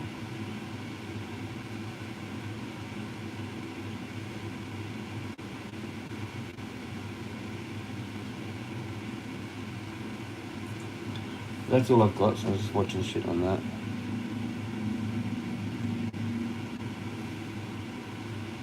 Today.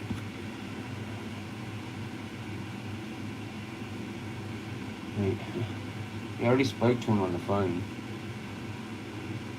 And I was with Gilberto today and I was just like showing him how like I rubbed my thumb there. I'm like, and he's going like, that's like ligaments or whatever. And then I like actually looked at like how your heel is, where there's like ligaments,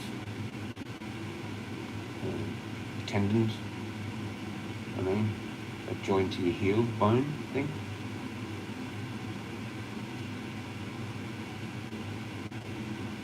But it's also that B thing. That's like a bit of that. I just looked up, whatever. There's this whole cookery thing in my heel.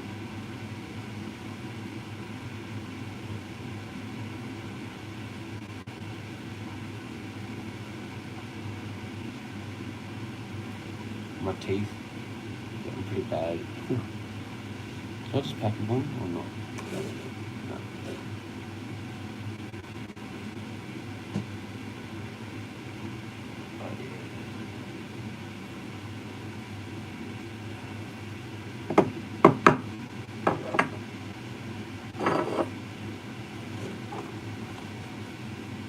We probably talked about it on Spuds last night. Hang on, now when did it happen? So I'd be fucking upset. I'm kind of a bit tripping balls on it. Like, it's a bit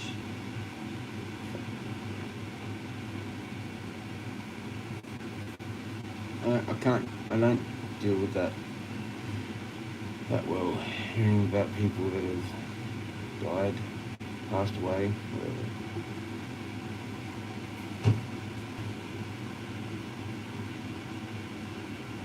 That like I wasn't that close with, you know what I mean? Sometimes I just don't know what to say.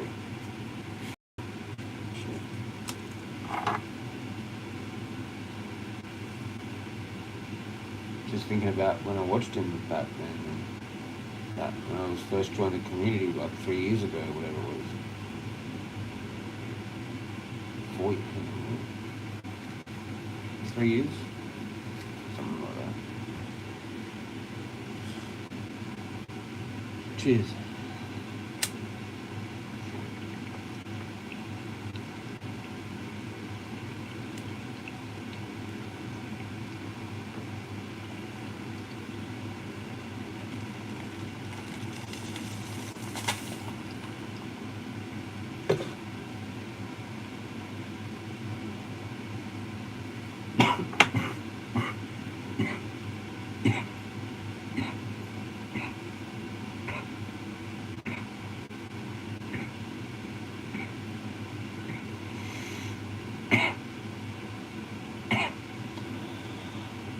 How is that green still there? It's tripped out. What the fuck?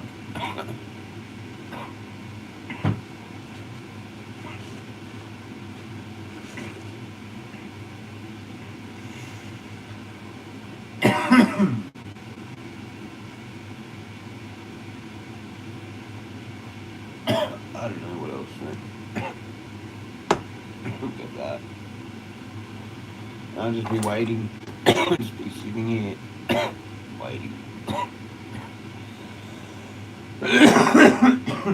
Until my foot's fixed.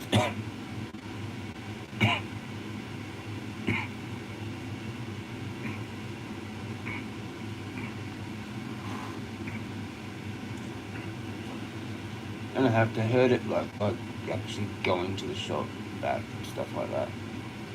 Twice a day, pretty much. So I can't completely stay off of it.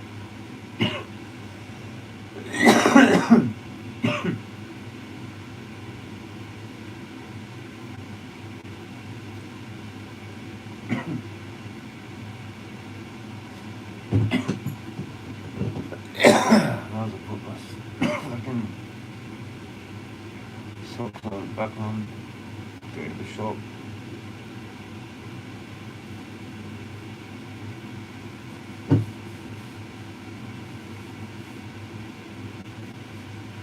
And the other thing is I can feel my hip hurting as well. Like that's not fully fixed. I thought it was kind of like almost, but it's not.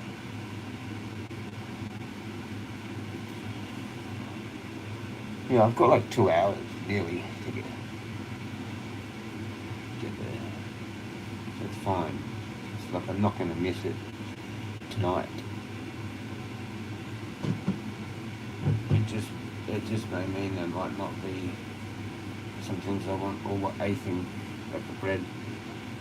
The bread goes real quick. Depends on the day or whatever.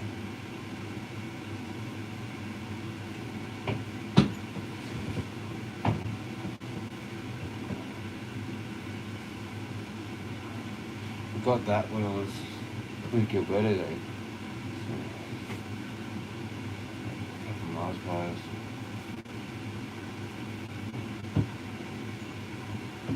Just gonna get the meat before I eat it, basically.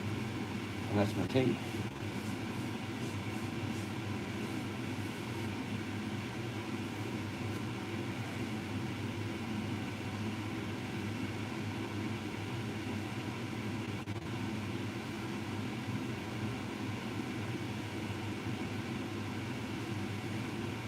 Yeah, so I can still feel it here, right here.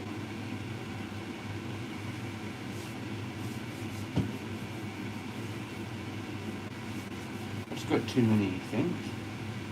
I'm old. So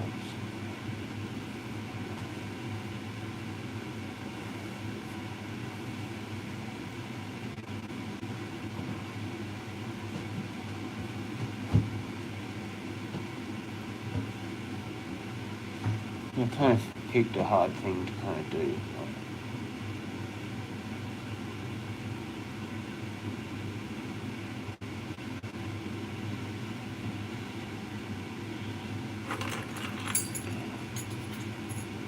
Don't have to go for ages, but I'll just get ready and go when I want to, which could mean at any moment, I guess. Not a roll of smoke for the walk.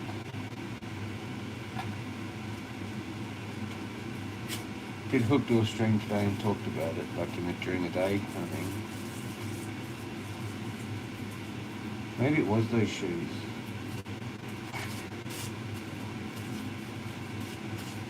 Don't know.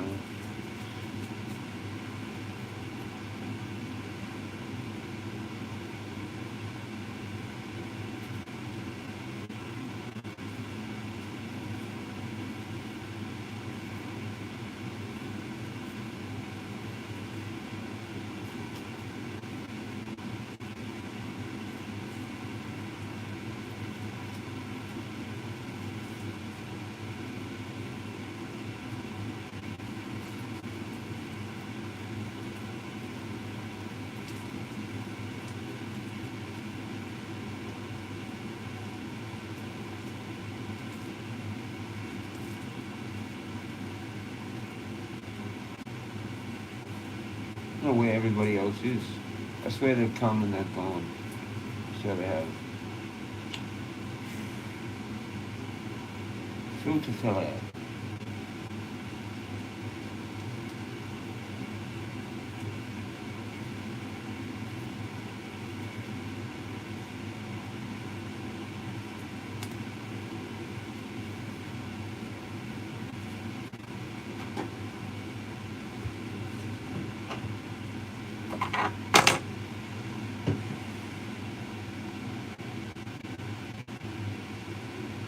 Two hours and like no one else.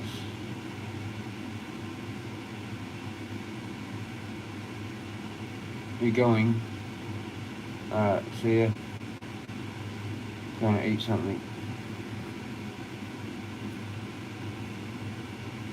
Cheers, Evie. Cheers. I'll see you later on. Maybe. Hopefully. When you come back, hopefully. When I'm back as well. Maybe Rick and that will be here, and Wong as well, and Elsie, maybe.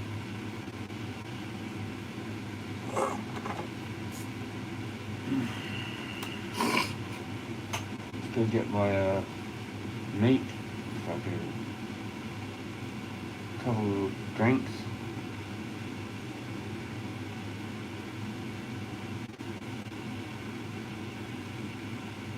That's kind of it, I think.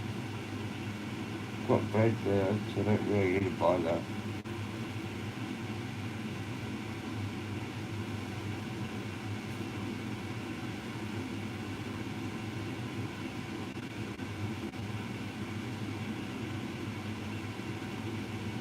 Alright, see you later. Who's gonna go first? I have to be careful with my foot because I put that shit on there. It's got a weird, like, kind of tingling thing now.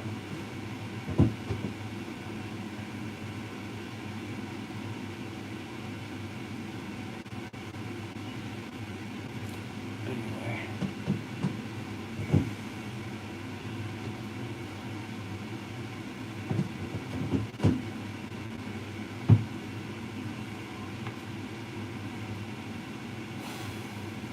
Out into the jungle.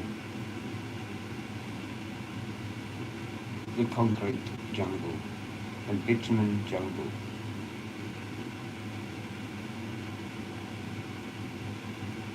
Actually, it's going to be like this.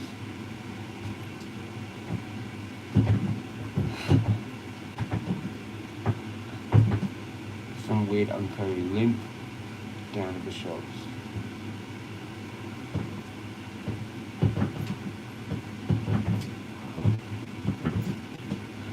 That's me hobbling down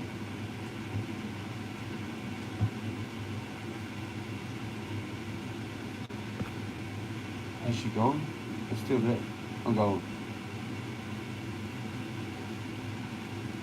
Because you said you were going, so I'm going to go there. Oh no, there's another person. Oh no.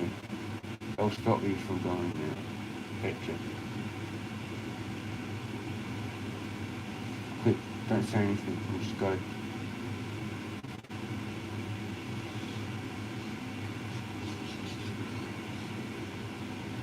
Who is it? Hello?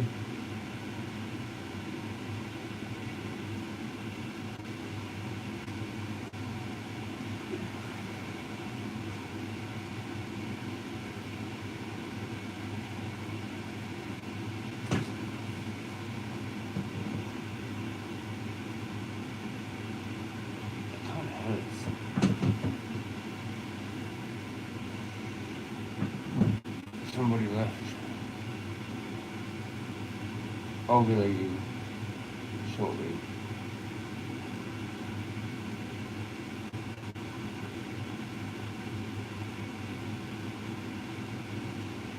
Fine, no comment.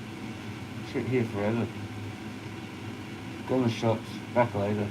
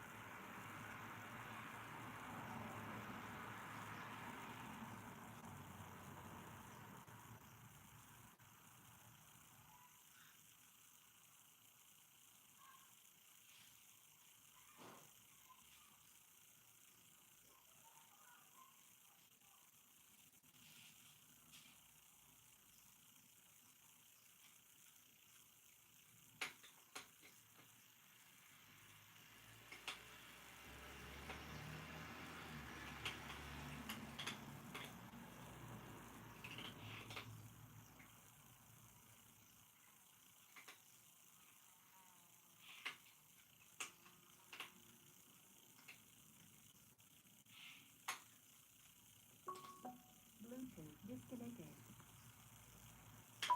Right.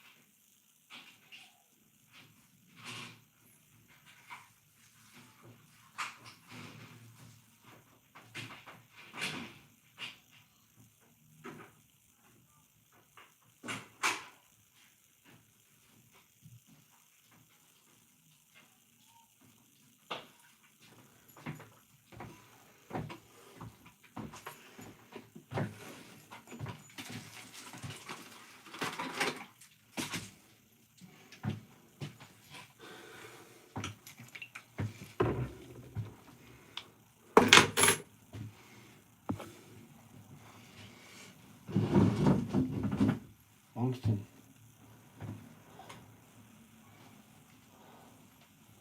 Wong to the stin, wong to the stin, wong to the wong to the wong, wong to stin. 5 minutes too late, Wongston. We're in too early. Wong to the stin, wong to the stin. I'm too early. I mean, you're too early. We're too early, Wongston.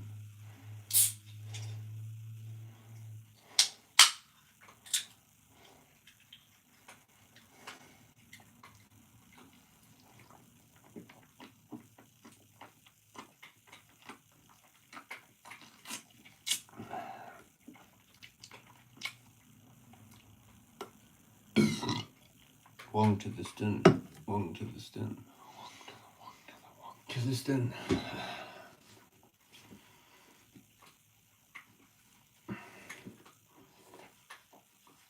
Mr. Stin.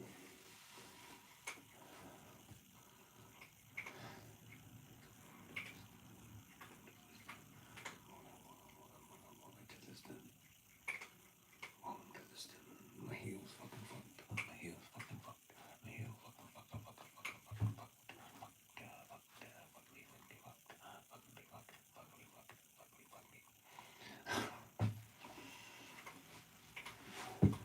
Heel is fucked. Heel is fucked. Heel is fuckity fuckity fuckity fuckity fuckity fuckity fucked. Fuckity fucked. Fucking flaming fucking.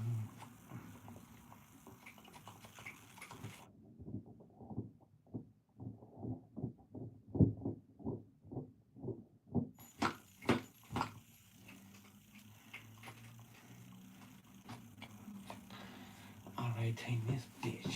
Fucking fuck. Fuckity fuckity fuck. Fuckity. The subtitles for this bitch. Fuckity. Fuck etty. Fuck. Fuckity fuckity fuckity.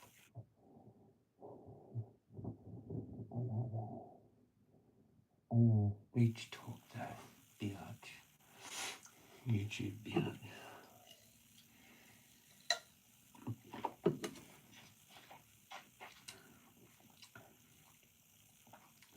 I am the number one weed streamer Oswald.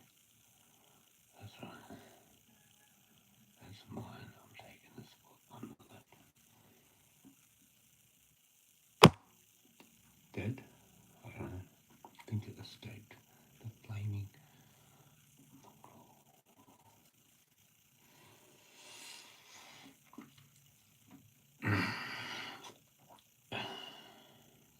Yes, that's right. I'm back. Welcome back here to another episode of Jezza Drinks Dr. Pepper, Maximus, and has a steak sandwich. Actually, 2 steak sandwiches. Talks a bit of shit, smokes a bit of weed, and then goes to sleep. Hello, Jezza. Has Elsie been here? Hope you are okay. Yeah, I'm okay. Are you okay? No, I haven't seen her. Shout out Jody. There you go. Cheers. Don't think you've been here before. Maybe you have. Not sure. It's actually dark. Yeah, it is. I know. Deliberately didn't turn the light on. It's full-blown eerie ghost town sessions with Jezza. Sorry, a bit teary. It's a bit sad. We're living in a ghost town. Sad. Only stoner for like 3 kilometers, probably. Endangered species. Endangered. Anyway, whatever. Fucking bit stoned at the shop. You. I was here just before I went to surgery. Were you? Yeah, okay, cool. Really? Can't hear.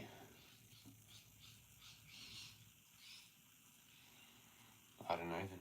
Hang on. give me a sec. Oh, no, I don't want to do that. I could restart. Just restart YouTube. See if it fixes it.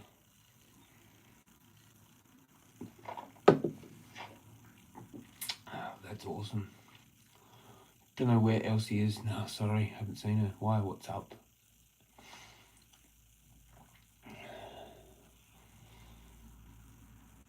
I mainly talk to Rick, Evie, and Wong, if you know them.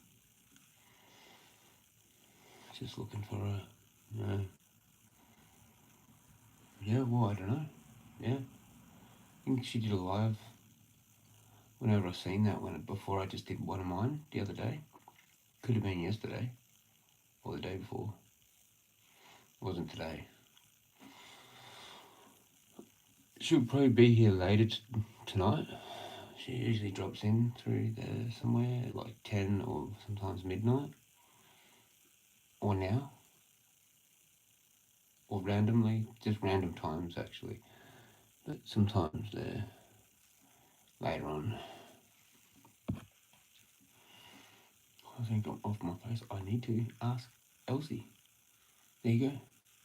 Yeah, Elsie. She'll be around. I'm always here.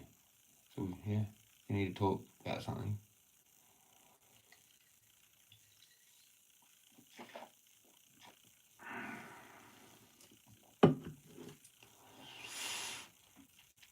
I'm gonna have a bong, if that's okay. There's one still here. I need to turn the fan on. Actually, there's probably stuff in here too. Oh no, there's not. I already did that.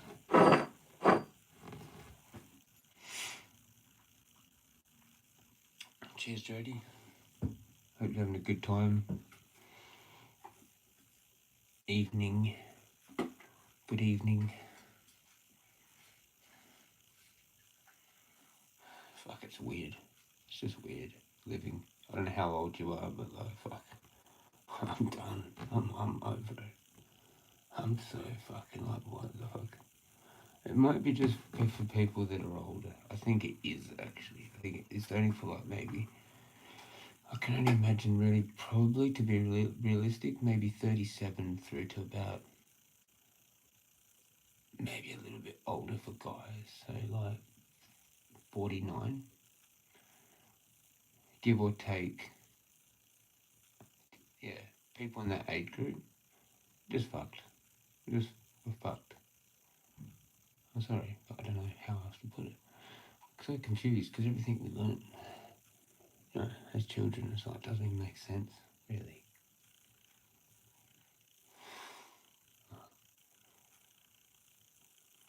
Yeah, sorry. Don't mean to be fucking too depressive. Pack your bombs, pack your bombs, pack your bombs, pack your bombs. Sorry about nails. Not really, but whatever.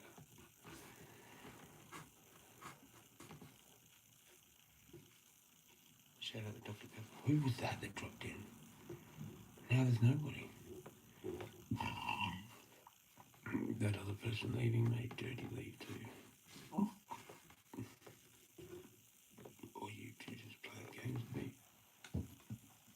Fuck on YouTube. I'm back, sorry. Yeah. Okay, cool. Cool. So do you watch Jodie? I mean, fuck Jodie. Do you watch Elsie? How long have you been watching Elsie for? How long do you know, how long have you known her for? Like a year or some shit, probably? I've only known her for like a month, couple months, maybe.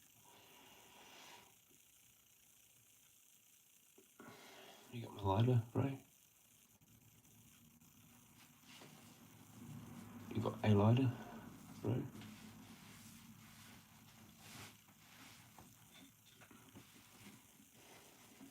My mate Sean used to have like all of our lighters somehow. He was a magician with lighters. somehow he did it like 2 or 3 times. We don't even know how he did it. Magic.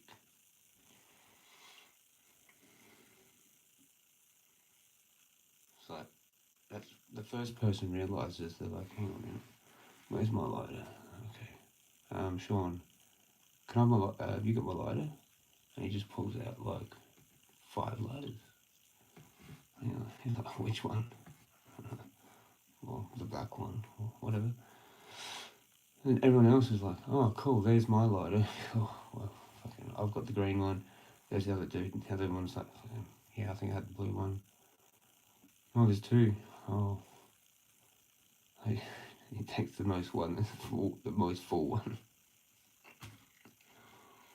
Fucking. Elsie is your best friend. Cool. There you go. So do you like, in real life, like live near her and shit? Or just like online? Maybe. You're going to let me wear why first pretty dress? Okay. Cheers, Jody. Cheers.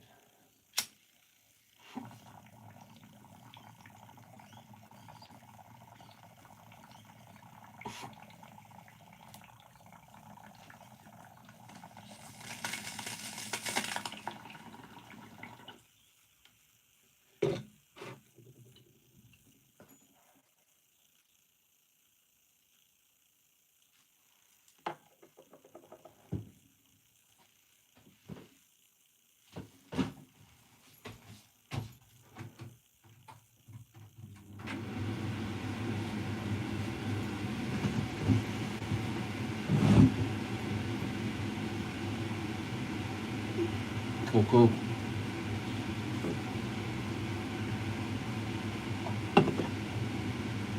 Pretty dress, hey? Enjoy.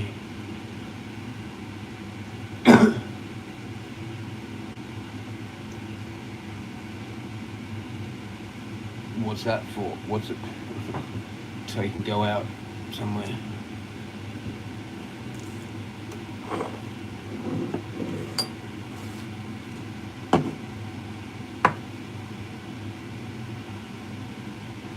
It's really life.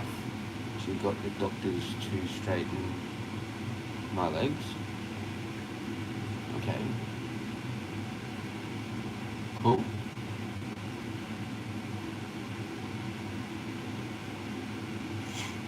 I need to fix my foot.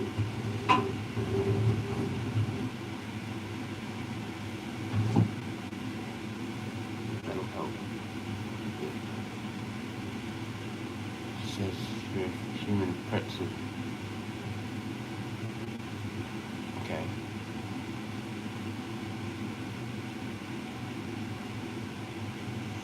Don't know what that means.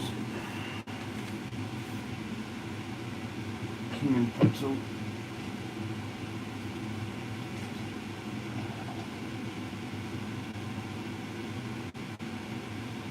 What does that mean?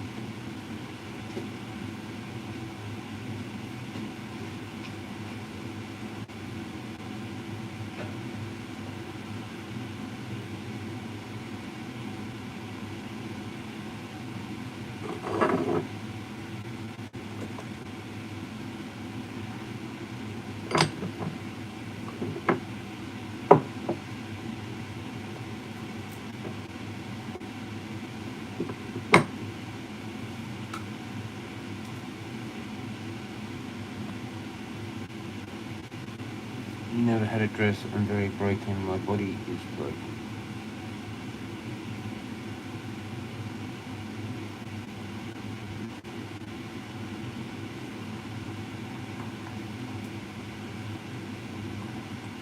Okay.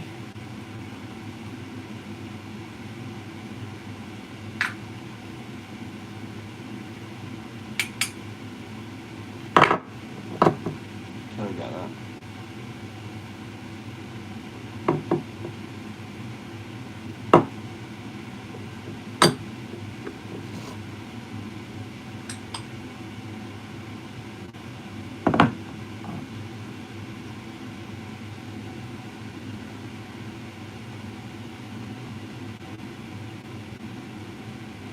Not broken, unbuckled. Okay.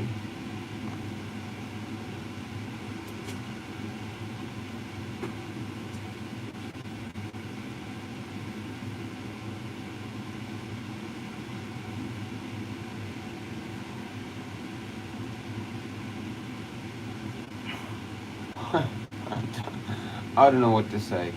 I don't know. I just don't even know.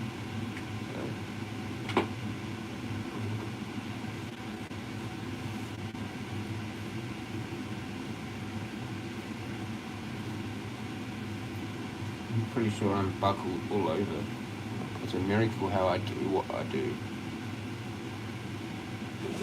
Go running through the fucking pathways, rocky pathways.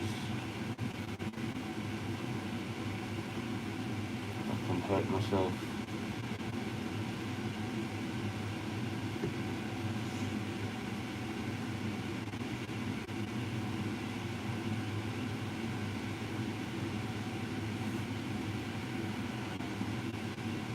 Cheers.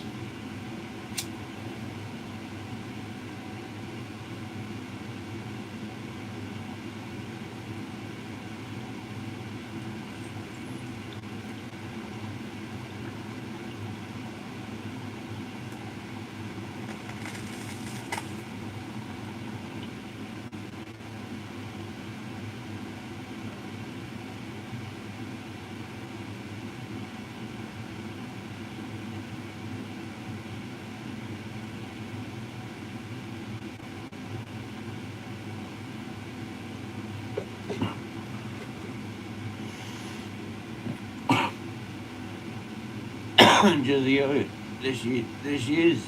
There you go. She has arrived.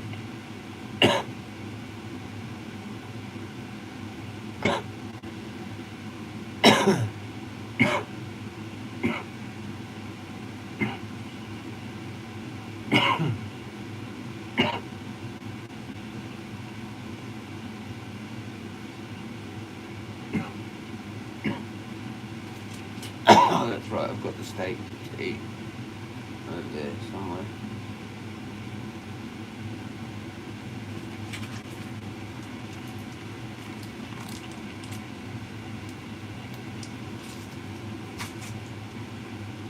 That's what I'm having for tea.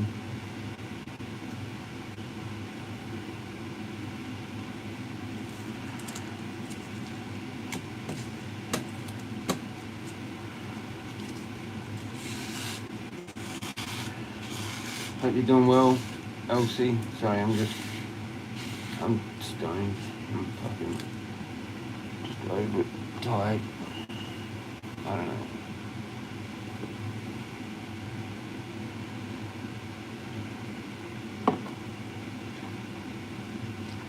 I almost had a nap at like midday and then I had to catch up with Gilberto again, someone else.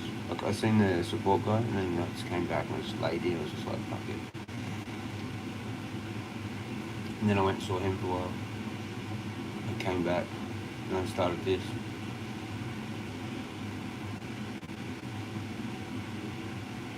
I haven't really had much more, any more of this. It's probably just gonna sit around forever. I might have a bite of it every now and then. It's not that desirable, unfortunately. I'm a bit disappointed, to be honest.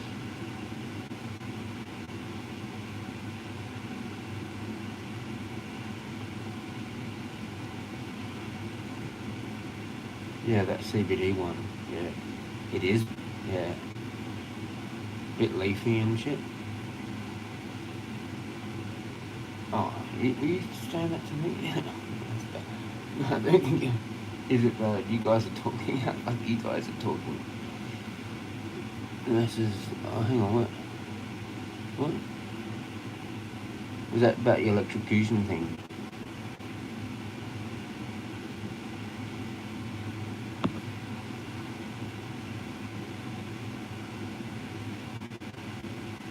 What are you doing?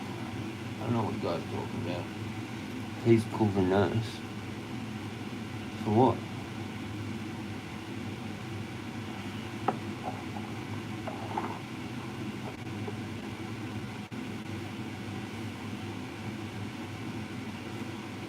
Cheers.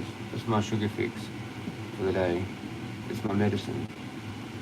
33. So, 23. See that?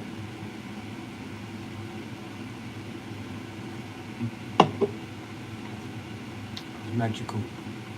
Because it's got that magic number on there.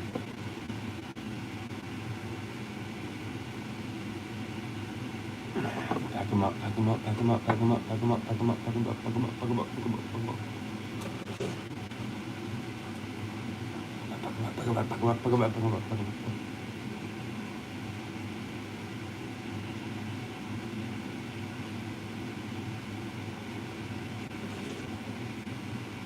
Yeah, welcome back here to another episode of Stoner Aholics.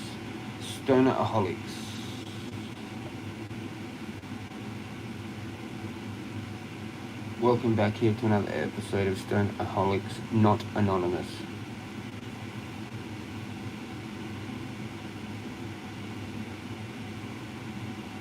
Cheers.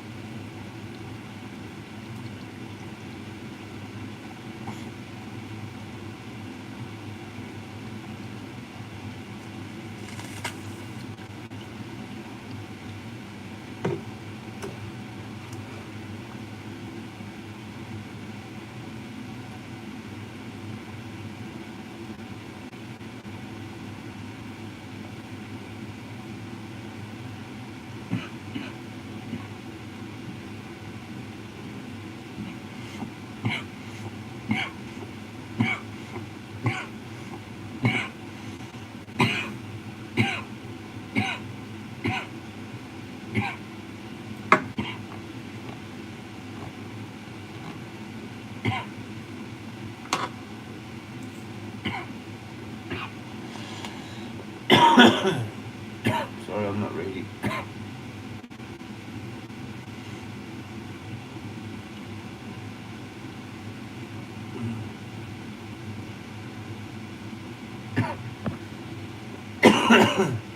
I still don't get better today. Yeah, that's good.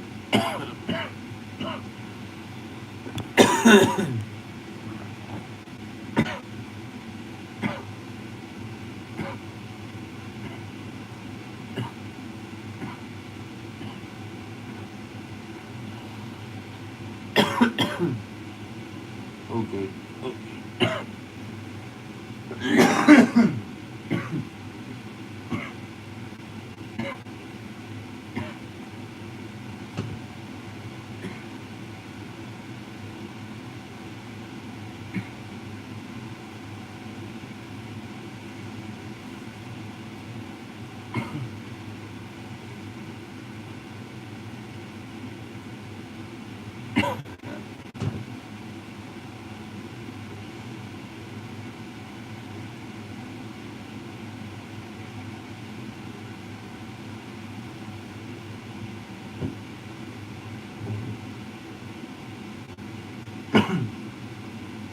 I don't know what else to do.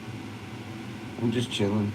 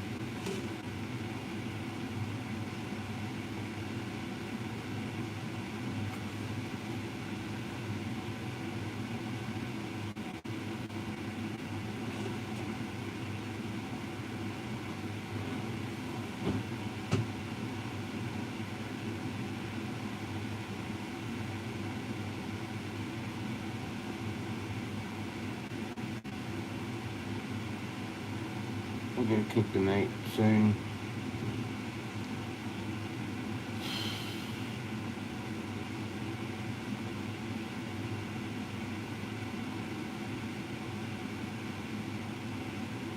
Where's everybody else? I still don't get it. I don't know what you guys are talking about. I think JD went.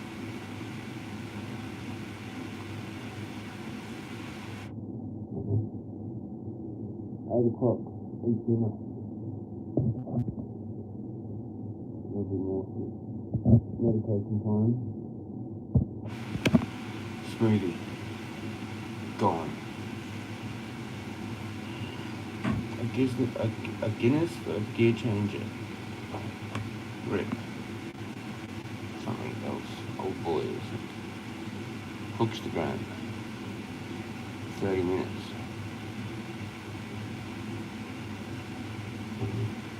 She has been in a coma. Oh, there you go. What? Who? Jody?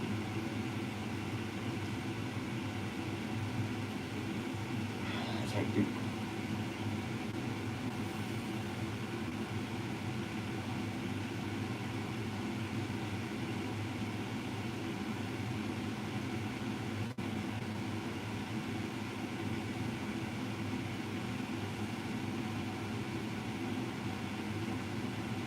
Fucking gear changer thing. Stripped out.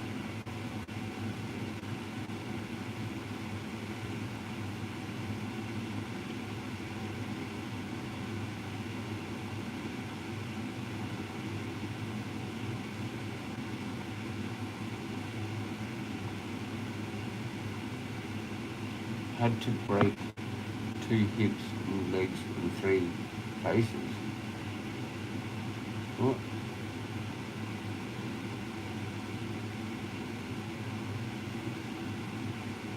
What?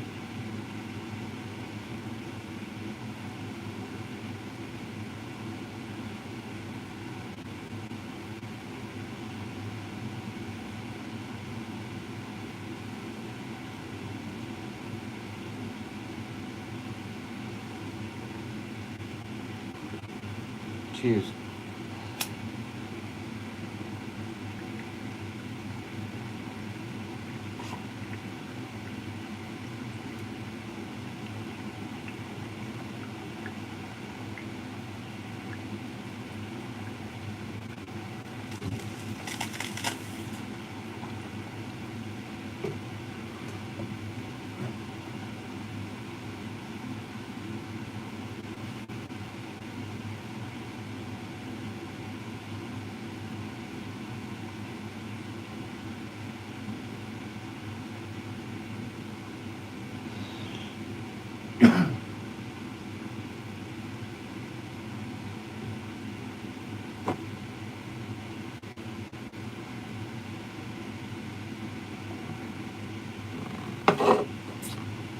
Wonderful.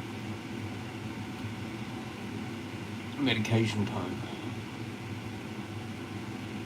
Medication time. Ding. Medication time. Ding. Medication time. Ding. She was all mangled up when she was found. To straighten her out, they had to break parts. Shit. Oh, man. That's what I was thinking. Yeah, just had to clarify it and it fucked me up again. Fuck.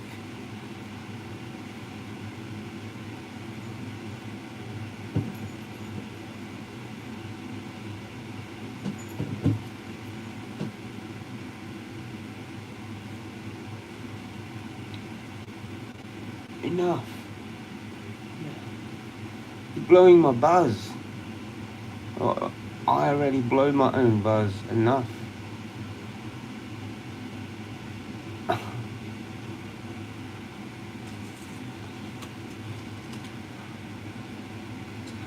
Well, she's all good now. Oh, I still can't. Oh.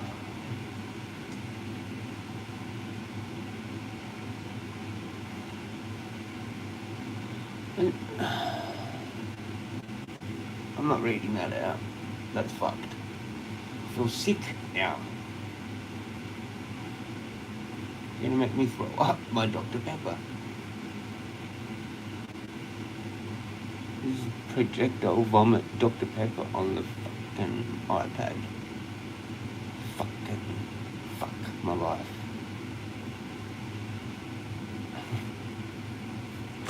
It's nothing. Okay, no, it's okay. It's okay. Everything's fine.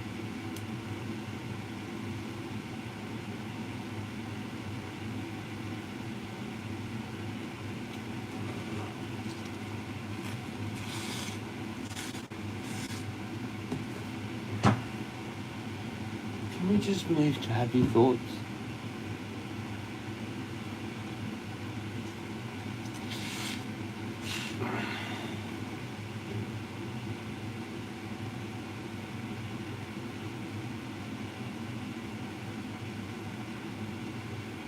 There's already enough shit. The gear changer. And just my brain.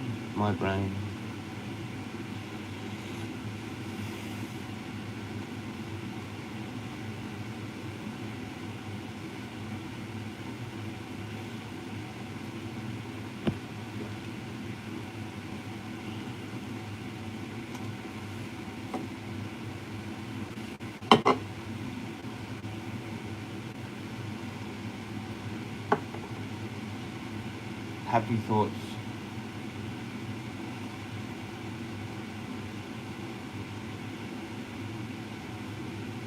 There's too much shit. Do you know who Gear Changer was?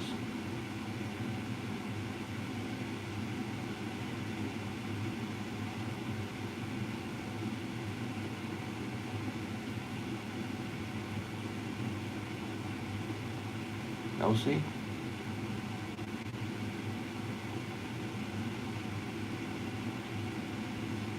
The whole 420 community is going to be grieving over that at the moment. I am a bit. We all are. We all would be in our own weird way.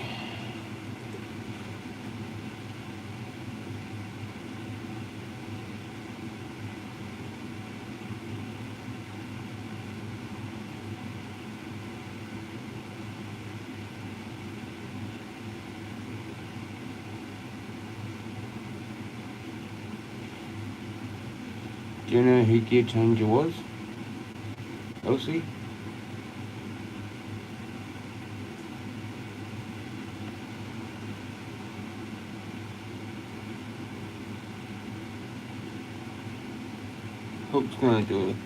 Hook's gonna do a stream on it. Gear Changer. Apparently he died today.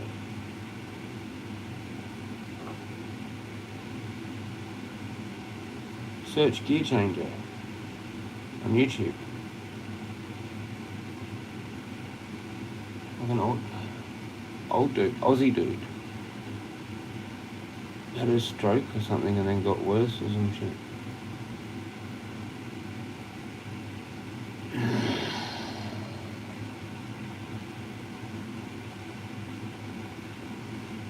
Do you watch Hook?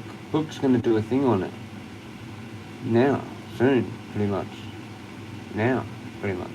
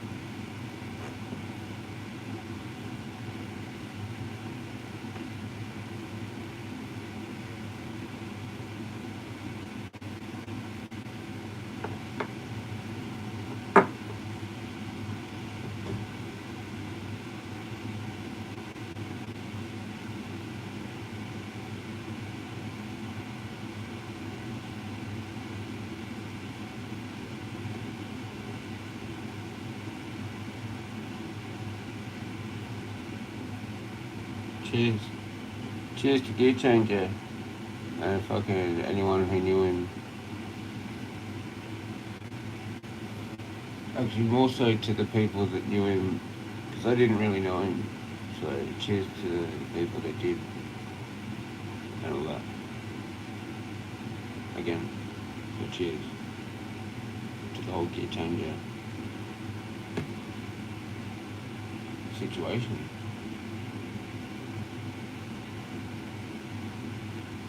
You have to go walk. Oh, fucking can't talk. You have to go watch Hook, because he'll do a fucking thing on it. I saw the thing fucking for 30 minutes. Yo. Cheers.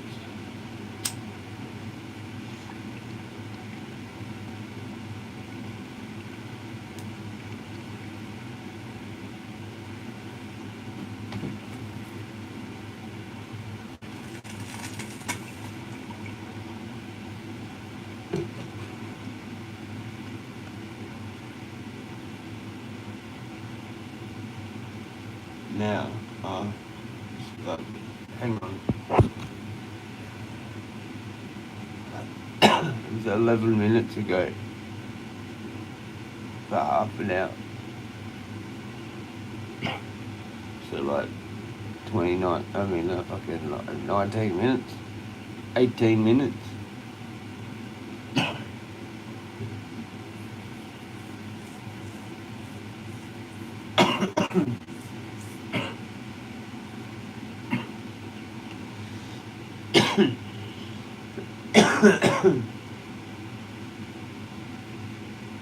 Couldn't be fucked.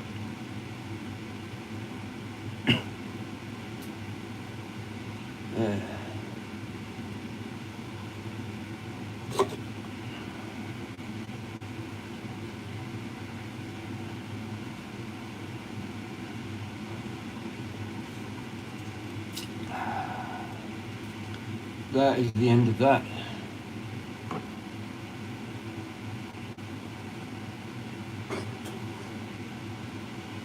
Jezza gets his evening sugar fix medication. And now, another Billy.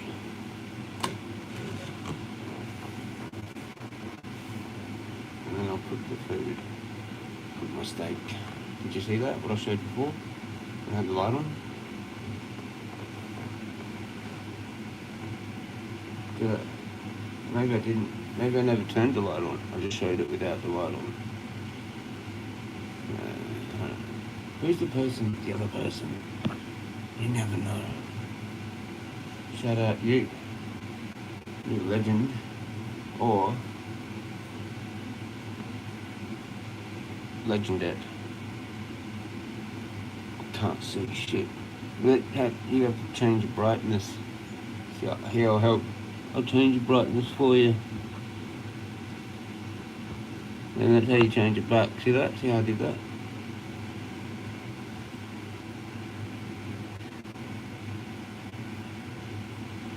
Just a little sitting there on the side, and just press it like that. See that? See how I did that? And then you turn it off like that. Try it yourself. It's a good one, eh? Just thought of that then.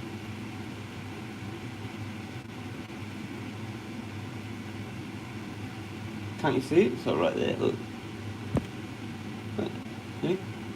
Heaps better, eh? What about back here?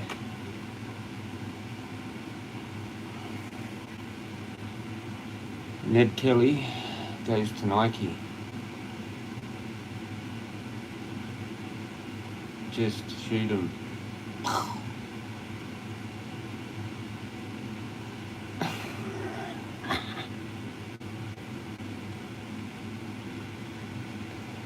I could be the ad for that. Call Nike now. We're going to make millions of dollars.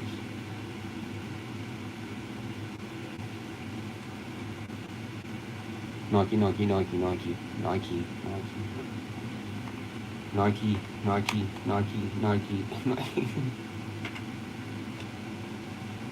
Ned Kelly goes to Nike.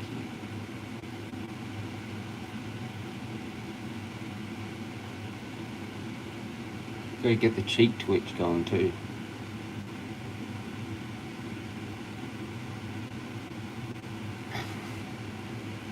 That's how you know you're a real bushranger. With that fucking flies.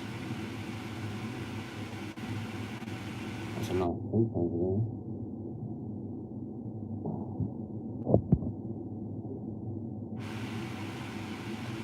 Oh, I like that horse you've got.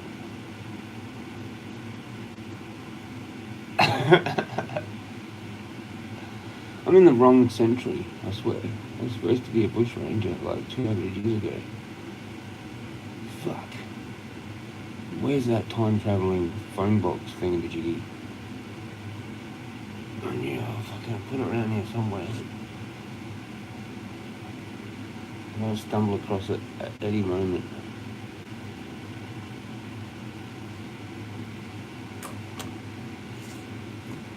Special staircase to a fucking time travelling device. I don't know what I'm talking about anymore. We've lost the lurker. I've got heaps of stories like that to just come up with. Leanne, I'm a storyteller, natural storyteller or some shit. Maybe, don't know. When I'm in the zone, yeah, but yeah, actually that's what it is. You got it. Yeah, exactly. I've lost the plot. I have fucking lost the plot. Ages ago.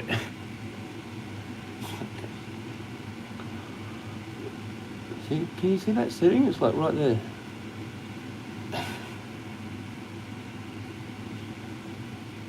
So easy. Boom. Lighting on. It even writes it on there in the middle of the screen. Lighting on. I don't even know how that works. It's like a filter. How does that work? You're a fucking legend. I just snorted weed away with it.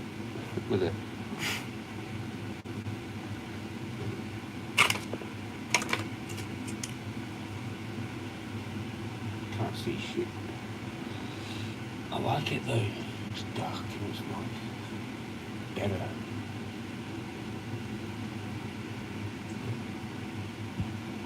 That's what it'd look like normally.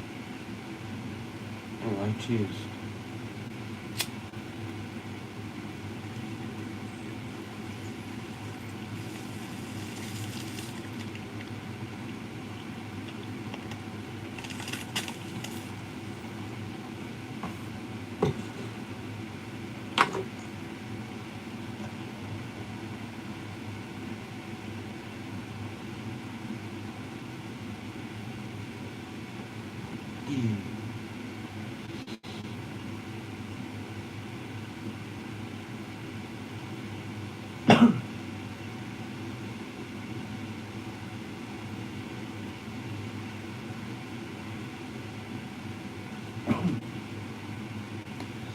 Okay, the meat's been out of the fridge for about 50 minutes.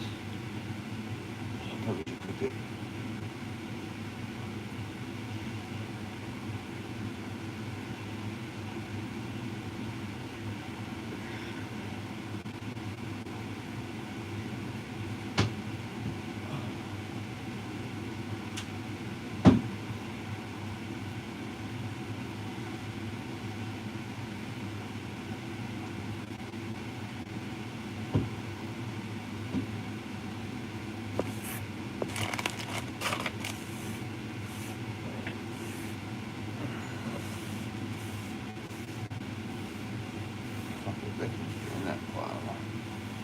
You know, I found a seed.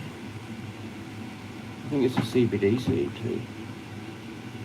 So, yeah.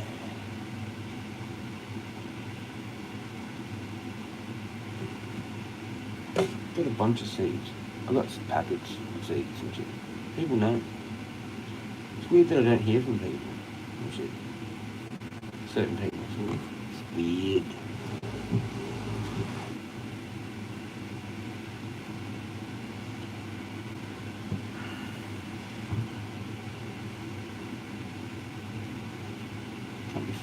minutes.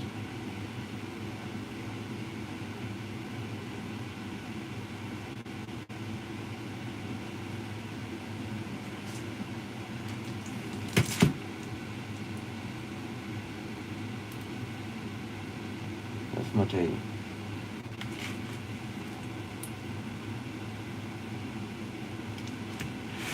What are you having for tea?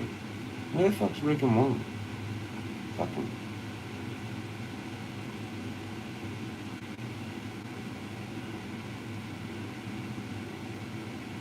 I need to take off. I just transferred my YouTube to a new phone. Need to go transfer Facebook, Instagram, all the other shit. Yeah, I'm still alive. I probably will be if you come back later. I'll still be here. I've got to cook this, eat it, do all that shit. Yeah. Cool. Come back. Yeah. Hopefully the other people are all here too. It's just me and you and the other three, like Evie, Rick and Wong. Hopefully that happens. That'll be good. That happens. I still hope for that every day. That we're all here at the same time at some point. But yeah, it's pretty hard to get to happen actually. I found. But anyway, yeah, good to see you as well. Just us, I suppose. Yeah. And your friend Jodie, she was looking for you, so she found you. So that was good. She was worried about you or some shit. So it is a good place to be for people to find others and hang out. So it is good for that. Yeah. That's actually good that happened. We're here at the same time. You and your friend are here at the same time. But I can't get my 4 people all here at the same time for some reason. So hard to get that. But whatever. Maybe later. Come back later. And hopefully there's at least 2 others. That's the record so far, pretty much, like 3. Get you, Evie, and maybe Rick, or Wong, or whatever combination. But we better get the 4 one day, everyone, and then someone else as well, and build from there. But I don't know. I'm too weird for it to get more than maybe 4 or 5.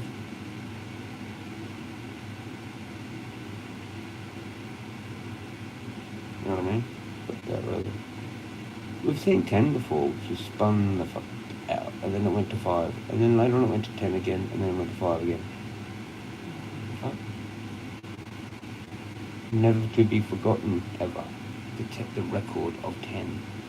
But who knows how that actually was happening. YouTube botathon? Who the fuck knows? Sometimes I feel like it is that. Sometimes there's 1, but it goes to 2, and then as soon as they leave, the other one leaves too. I'm like, how does that work?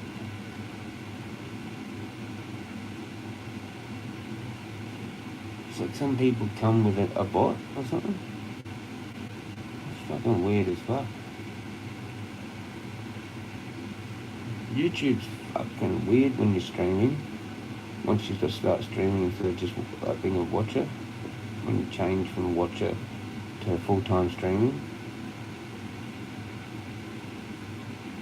fucking trip the fuck out, man. Some of the things, that number especially, and then just how the things work.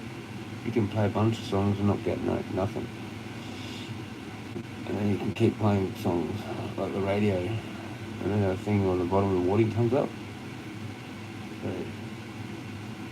I usually just stop playing the music and it stays fine. But other times I've been distracted and come back and the stream's actually like ended. And I'm like, fuck, I wasn't even gone for that long.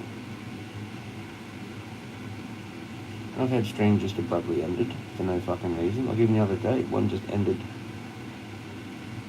The other day, for no reason. I didn't end it, it just ended.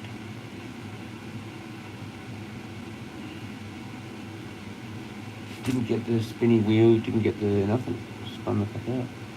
Chaos is gone. Or see that? It went to a 0. Maybe it is an actual 0. Time, you're going anyway, aren't you?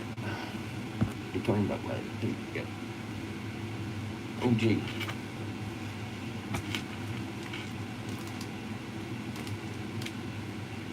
You're wrecking the wall. Where the fuck are you?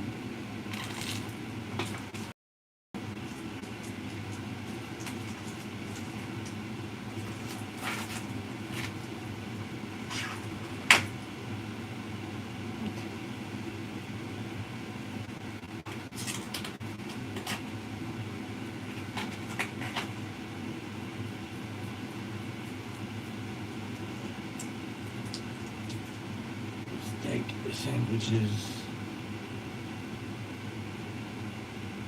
Again. With just salt. No pepper, just salt.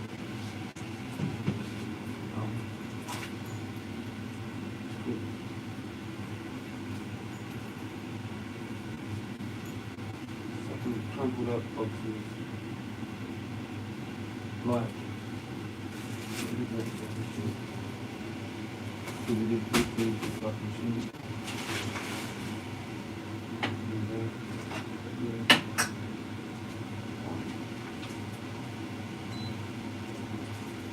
On to the bridge and the one.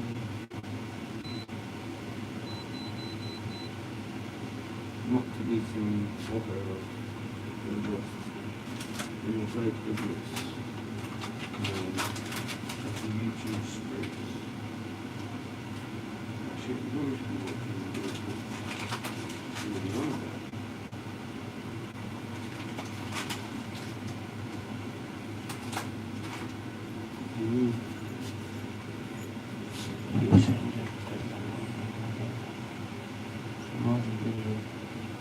People see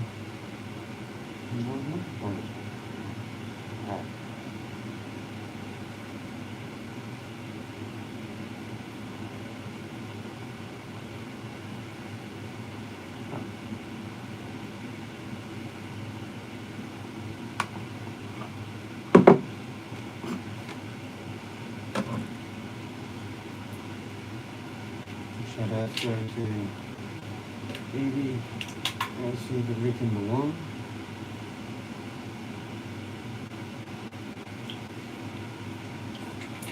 Good to be here. There's a few.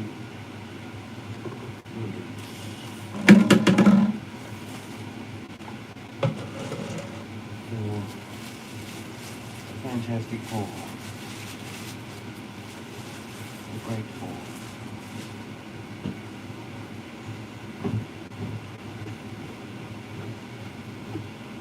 Great Four of Jezza Land.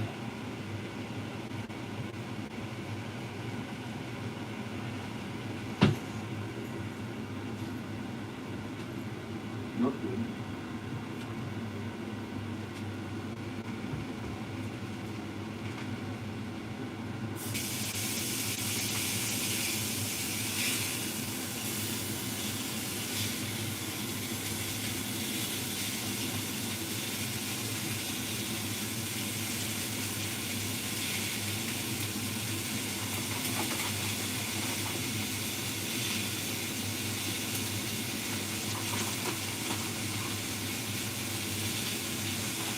What's done? One to the stone, one to the stone. Run to the stone. Working party. 200 minutes. 1 more minute to 200. On a string. 40 matches. Strength 10. All day. All night. It's the Jezza Chronic channel.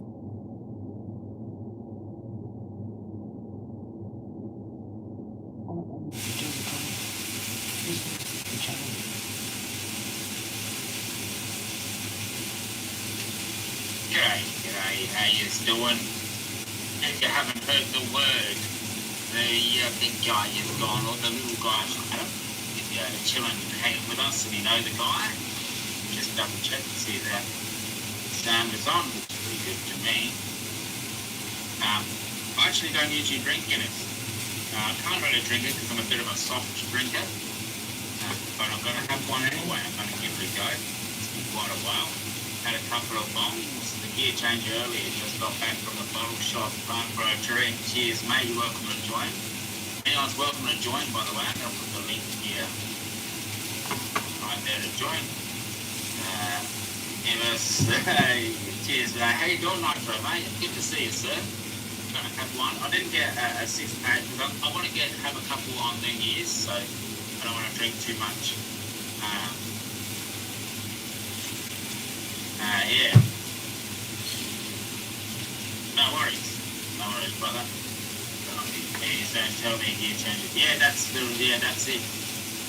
Yeah, brother. Don't know what to say, like, what a legend, eh?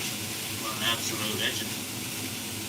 And, yeah, just having a few, one, couple of bombs, gear change of styles. I'll get into this in a minute, of this. I'll put that link in. If anyone wants to join, you don't have to, you just want to chill or pass through or whatever it is. Or if you're a friend of years, friend of the know the journey over the years.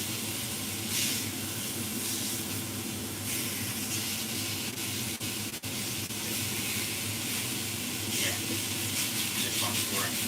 So I only got one.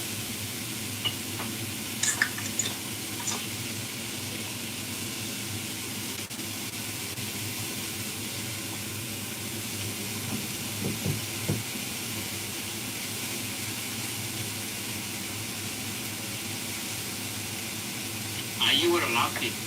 I might actually go over his channel a bit soon. And show some of his content. He's awesome. He's a great Aussie.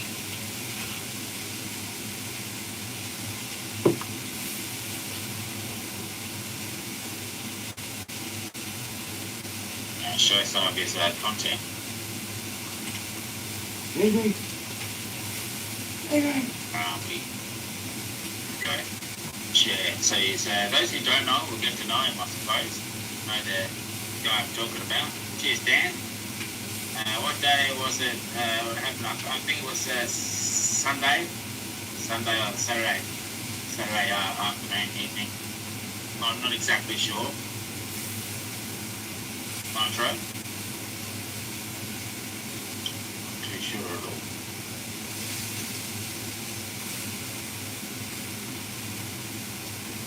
This is gear change channel. Was. Yeah, check out some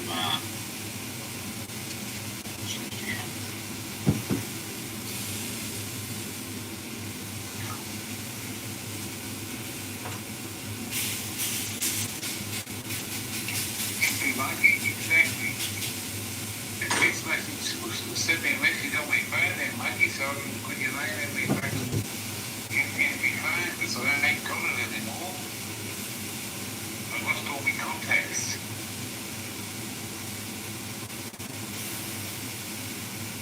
You know?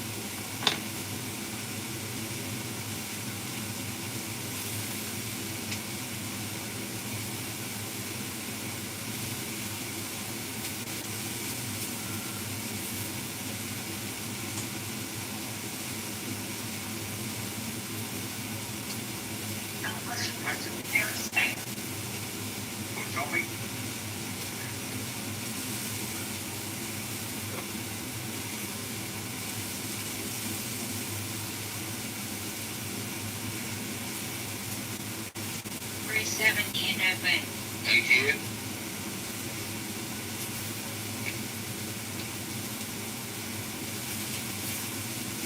It's only 6:30, isn't it? 7. Oh.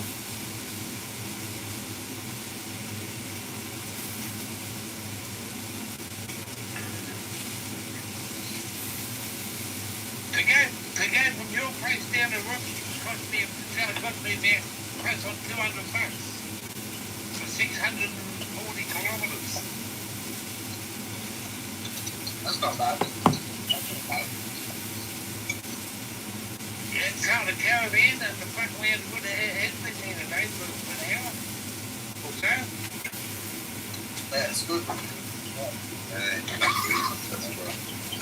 Hello there, Mr. Spence.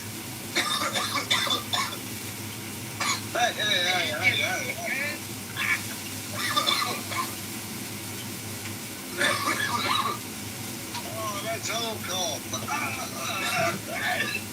I see how you got worms. We looked at it. I said, there's some worms, but that's a real snake. It's come from under the couch. I can't believe it. I'm not going to have a bomb. What I think like. Thank you. Dear James knows what I'm doing. It's a pleasure to meet you. I've already met you. Not like these skater hats. If we've been there, we can't even talk about it. And we had better times because we had the Beatles, the Hollies, Rolling Stones. You took the best of the 1 years of humanity. I reckon you guys lifted up. You guys lived. That's enough about that, I suppose. Here, I suppose. See how I go through this. I don't do shit else on the beers lately. Well, what can I say? I'm a shitty drunk. I don't even drink enough to get drunk before I get tired.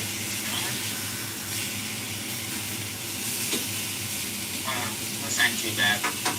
It's not as bad as I remember. I don't know how we did it though. Old Guinness. Old boy here and his Guinness. Yeah.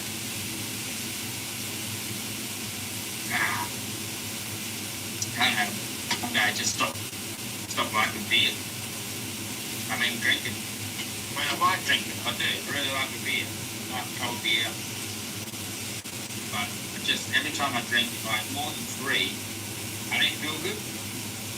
He was. Here's Jabbo. Thanks for doing the tribute to Game Changer. It's like a tribute for all of us, you know, as well. I know you all feel the same. Everyone feels back here. Yeah. Sorry, the top bloke. One of my best friends in this community, obviously, I got along with him very well. If not, I was closer to him than anybody else, like almost, in some ways. And, yeah, even though people try to divide him and I as friends, he's much like myself that way. As long as you don't do bad by me or him, you're not going to do bad by you. I didn't try Guinness because of gear change, really? Yeah, well, me too. Exactly. Well, I've tried it before, but I didn't think I'd ever have it again, is what I'm saying. That's for sure. Do it. Even now I'm drinking out there thinking, how did you do this? Like, because it is a heavy beer to me. It's quite a heavy beer. And it's in a big can. But I'll get through it, no worries. I'll put that up in can. Yeah. A lot of people have come through, I suppose, and commented on the stream this morning, giving their thoughts and wishes to the community, Gear Changer and his family. Yeah. What do you do, mates? Basically, and that's what I always worry about, like, you know, what happens, what's going to be, no, I worry about my own legacy, others, but you argue. You know, my dad always said to me, son, never go to bed on an argument. Never ever go to bed on an argument. Finish, work it out before you go to bed. Because you'd hate to wake up the next day and not have the opportunity to say things you wanted to say. That make, you know, yeah. Used to tell us off, actually, if we did. Make us make up, my brothers and sisters, so you don't go to bed on that night. Last time I saw he was on the stream and he was at the caravan park the Boca lady did a jumper leads and we were worried she did something to him. Oh yeah, I remember that. Yeah, well, it was a bit dodgy, wasn't it? I'm using ace tone to make my yeah, cool. I remember that. That was a bit weird because you don't like it's midnight and gear changes in a random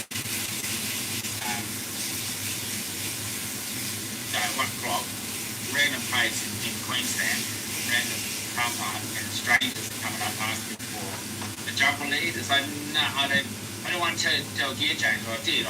Say no. I haven't got a jumper lead. You know, it's you know, sometimes you can help and it's alright. You want to help all the time, but sometimes it's like, you know what? I don't have a jumper lead, even though I know there's a jumper lead. It's no, I don't have a jumper lead. Yeah. G'day, RC. Acetone.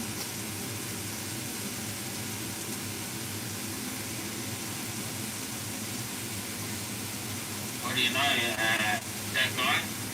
The name's a bit weird, like saying it, that guy. It's like, I use the word that guy, trying to refer to everybody that I don't, whose name I shall not mention. Your name is actually that guy, which makes it hard. Because you might assume I'm talking about you when I say that guy. But most likely I'm not. That's what gear would say. I have to chop up, I'm going to have to chop some yarn here. Right, CSL. Yeah. I never, you know, personally, I sort of knew that, you know, something like gear didn't have a long drive, and I would be there for the rest of his life. I chose that, and I'm sure the community did too. That's why I always had his back. Like if you can't see that gear, you know, didn't have a huge, you know, long life left, at least you can respect him. You know, give him the benefit of the doubt. Stop having a go at him because he's, you know, he lived his life. And he didn't educate shit from nobody, no youngster, no whippersnapper. Been there and done that. He's natural. And he was the most senior of our community. Most senior.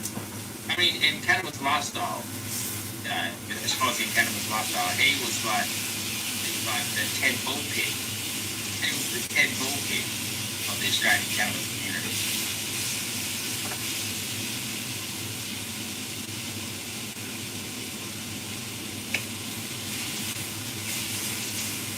Yeah, gear changer. Let's see what else I can find on there. Oh, gear changers channel.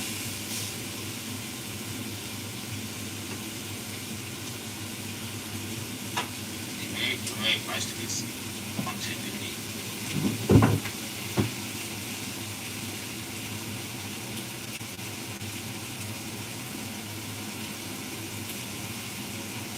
Right, this was last year.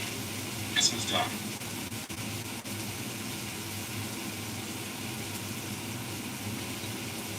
Christmas to all. And then we're going to hook this up one up.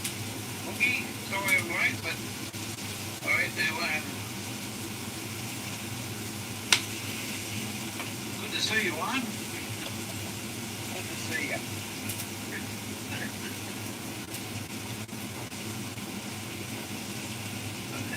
I lost me 50 grade somewhere.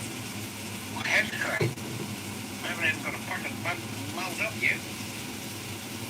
I can find one. I don't know where the fucking ashtray went to. Where did you put it, dear? Where did you get it? I can't be mixed with I'll fucking find the ashtray. Yes, sir. Look at the screen. On my channel, movie. It's like it's with us, isn't it? Speaking of which, I got a mud up. But it's like he is with us. This guy is like, and you see the shirt is obviously my shirt, like my merchant back in the day. Oh well. Shout out to PGP. Cheers, brother. What does that give you something else for an X-ray? No. That's rather than Manix. There's a mobile. A mobile, thanks. Chopping bowl. One mobile.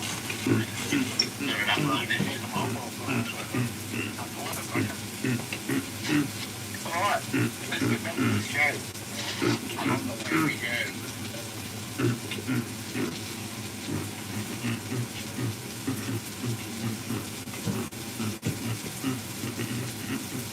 Yeah, Merry Christmas, you cunt. Good fun, dude. What's on the agenda? Breakfast in a minute. What I'm going to do is have a couple of canes here in a second. The old bird needs a bit of a... I haven't got nothing rolled up. Got to find a mower. I've got some for this. This will fuck me up. Pure dusties. Pure dusties on the bucket. Christmas morning. Yeah, the kids are opening their presents up, eh? Well, I was on the messenger to Smallbrook for about 45 minutes or so, which is good, so good to see her face and smiling. And Mum was there. Let's just fucking have a couple of dusties and get really fucked up, eh? Yeah.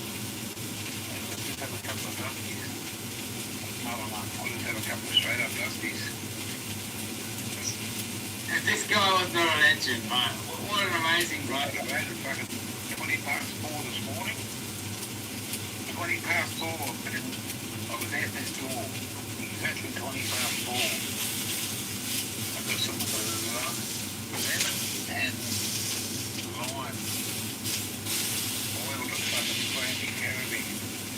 Take away that pongy smell. We'll put the water in this bucket.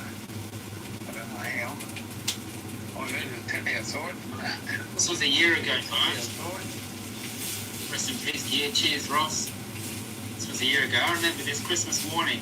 This was Christmas morning. He was talking to me in the chat because I was watching the kids open the Christmas presents. Oh, yeah. I'm just doing this. But, oh, yeah.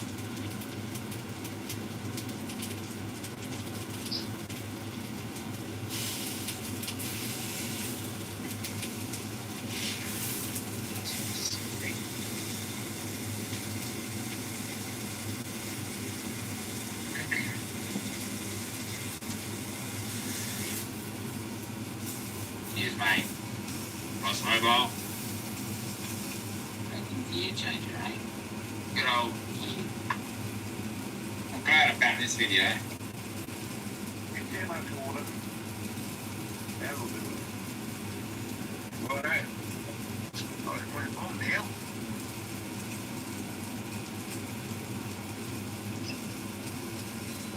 Oh, fucking door.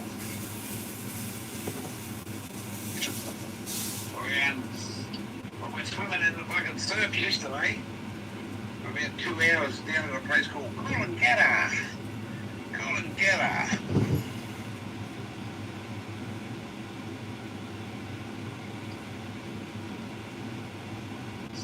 You're just a bit unorganised this morning. A bit unorganised. Let's go sort this stuff out. Put this over here. Bring the computer a bit closer.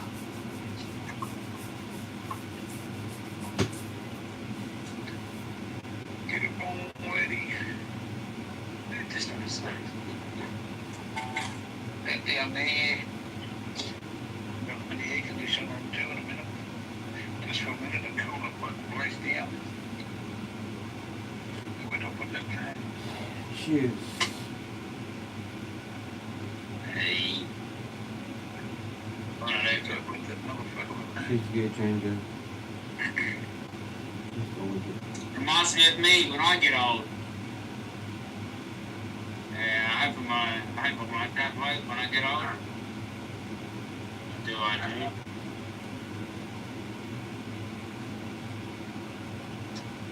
let's have some cones for gear changer. Yeah, let's get it. Nitro. Oh yeah, just packing up now actually. Just had a nice chop. Eunice has gone down nicely. I'm glad I didn't get more. Because I couldn't drink them. Like I said, I'm a shit drinker. I'm a shitty drinker. If anyone wants to join me for a beer, you can. Join me for a cone or a conversation. Whatever you want to talk about. Talk about the old times. Ask me some questions about gear or my little journey here. Just talk about the old times with gear.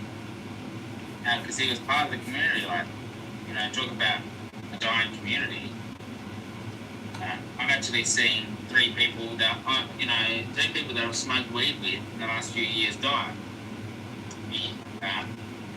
Big time buds and tattoos. Obviously a gear changer and Brizzy boy. And it might be more that I've looked over and don't even know. And even sometimes I thought today that even two other friends I'd lost who I've seen in the street, because I know they weren't doing well. And I'm happy to see them. I was happy to see Lee, the Joker's dead, and also Steve Hayes. I think that's a good name. A couple of blokes that I've seen in the chat. Because you never know when you don't see them. It's like they could be gone. And some people can start to consume cannabis due to mental health issues, and it keeps them alive for just a bit longer. You know, sometimes for a lot longer. But in the end, sometimes if you just try to disguise, you know, the real issues in life, they don't go away, they stay there. Come back to haunt you another time. Yeah, this is going to be a nice bong. I can tell not every bong is the same. Not every bong packs the same. It's a fact. Life's too short. Life is very short. It is. Yeah, it is. That's why I enjoy I always just tell my kids, don't worry about being older. Just relax, and you know, you're only a kid for a little time of your life, and this much of your life, this much of it is childhood. The rest is all fun and games, and you know, here. They're here and here. If you can't learn to control them, you're going to have a miserable life.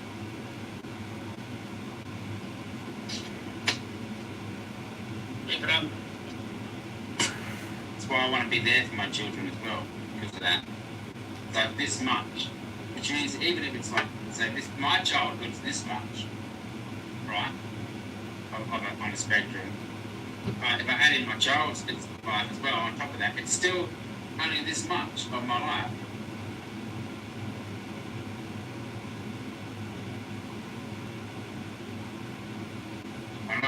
Everything is fine. Okay.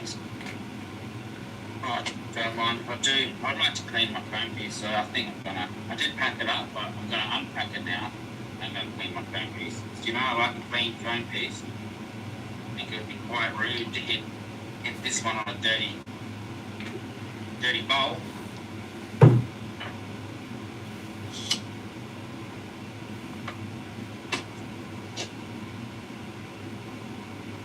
That's too short. I remember that. Yeah. Some things, you know, if I go to talk about, I think be more somber. Make it a somber moment. That's not really what it's about. It's, we know Gear was an awesome guy, and he'd want us to sit here and smoke some cones and talk and joke and yarn about his past. Things he did for us. As you seen by that video there, this was done just recently, but he went through hell like I did. Him and I, and like I said, he backed me up. Backed him up. Never turn my back on somebody like that. Never.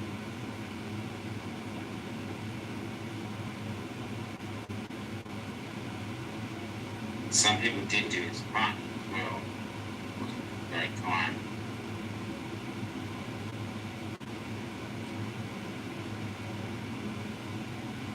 Yeah. Just cleaning me bowl, mate. Paint piece. Nobody don't have a and look at what fuck work is done. Really? Nobody. Fucking effort. I'll check that elbow, but I don't know if I'm allowed to. My motto is don't piss anyone off. No, I don't want to piss anybody off. But fuck elbow. Fuck.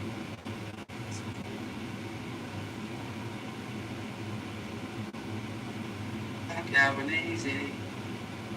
Fuck Albanese.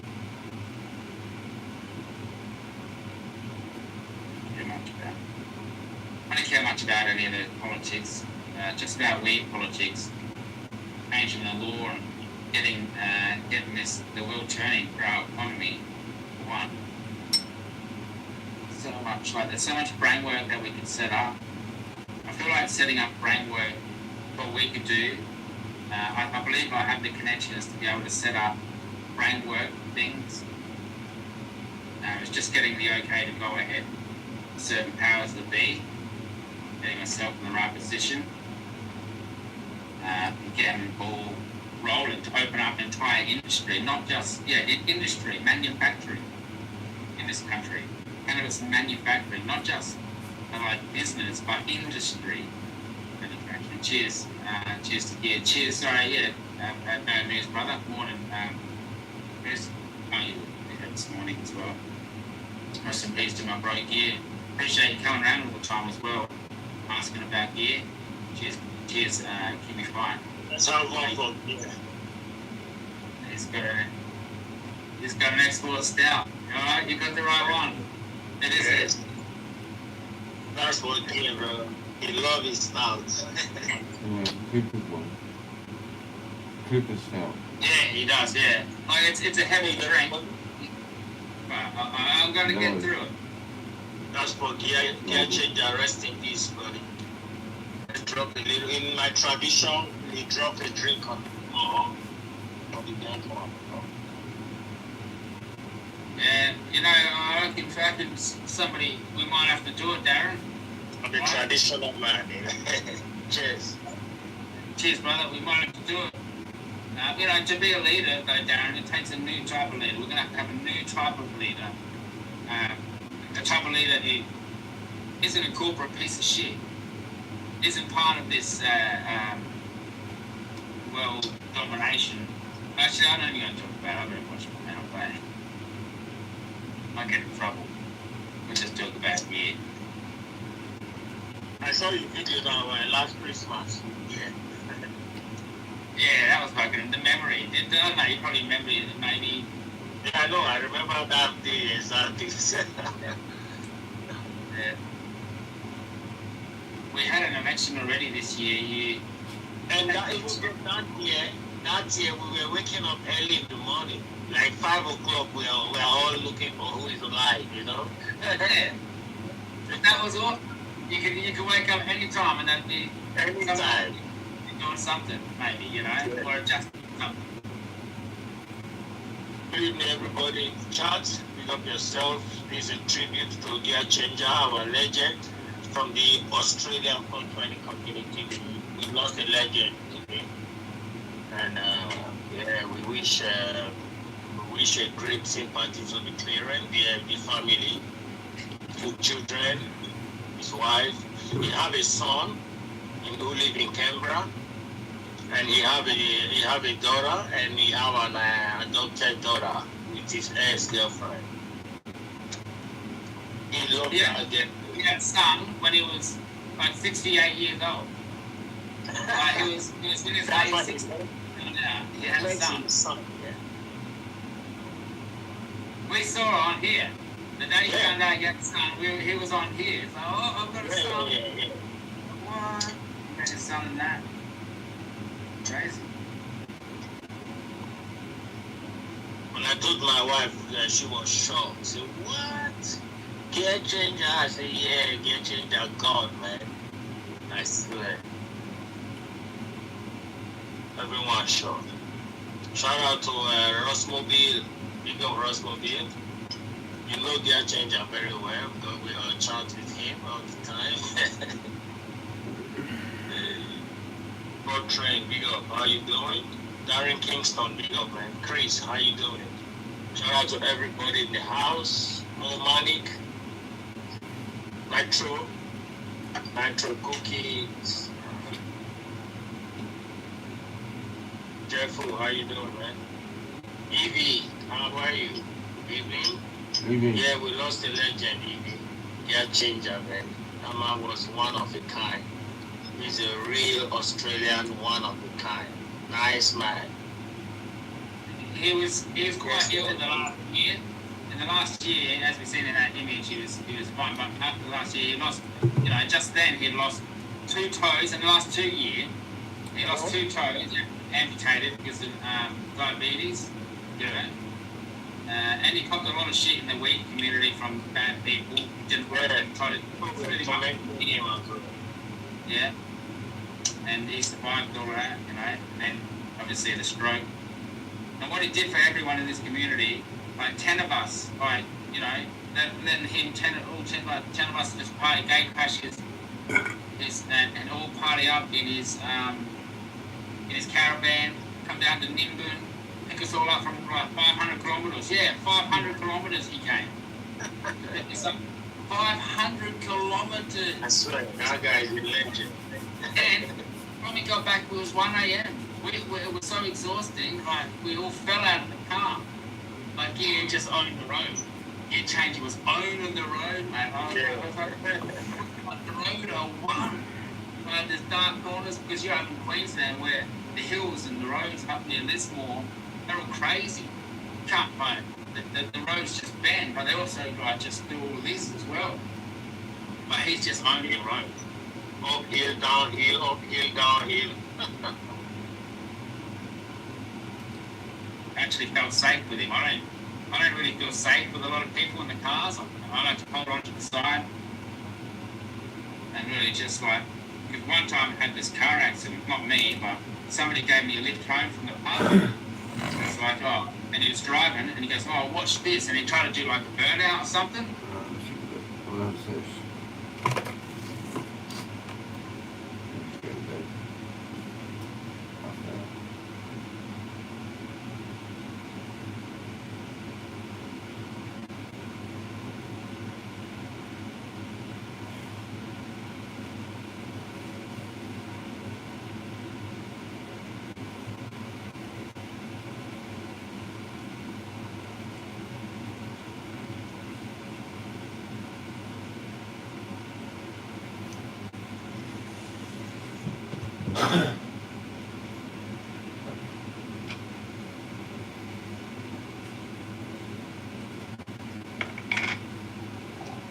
Too many fucking things now.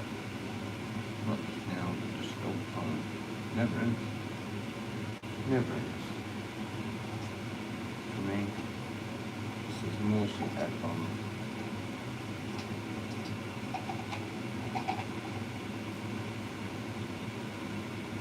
It's just too much brain to actually do. Anybody? Nobody. Just me. Watching all.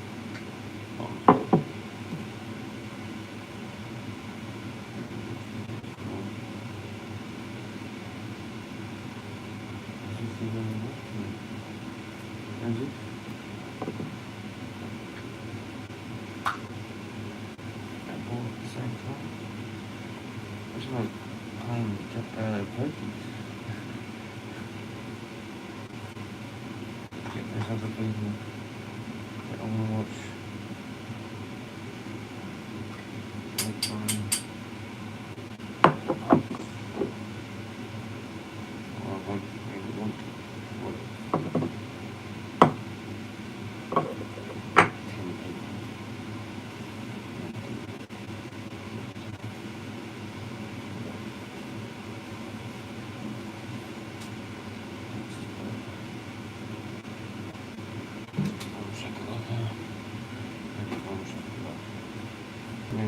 smoking. Power smoking. Smoking. Smoking. Just me and you another power smoking session. Which has a link up. The greatest. You, see. Everyone's over there at Hooks.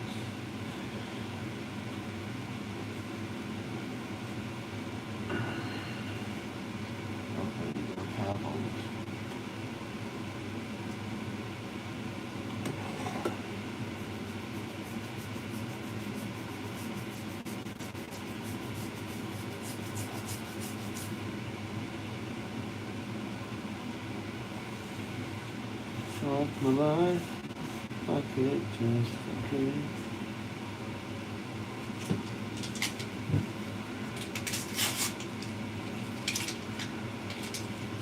There's not just a second. Might as well.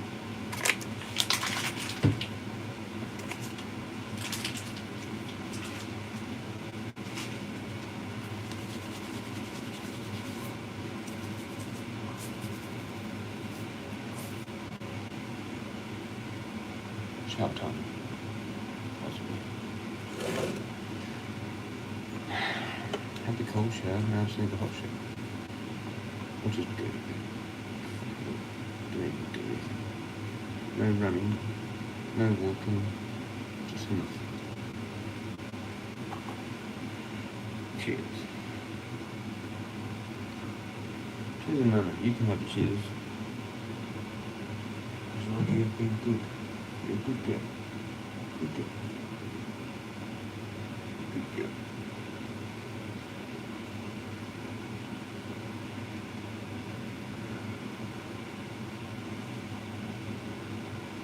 Cheers, man.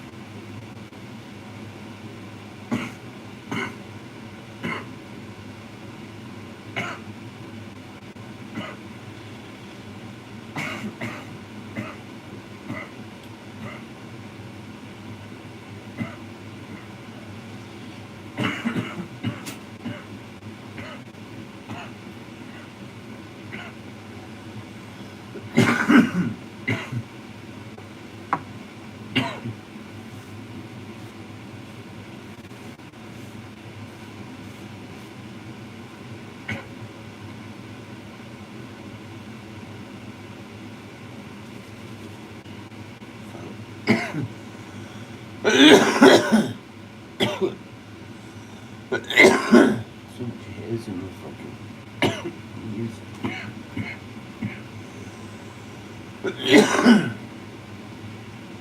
This hits last time to get a bit.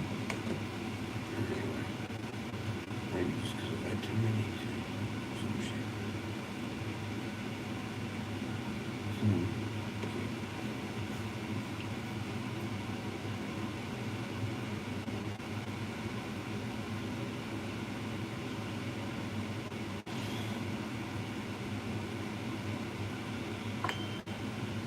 Cheers.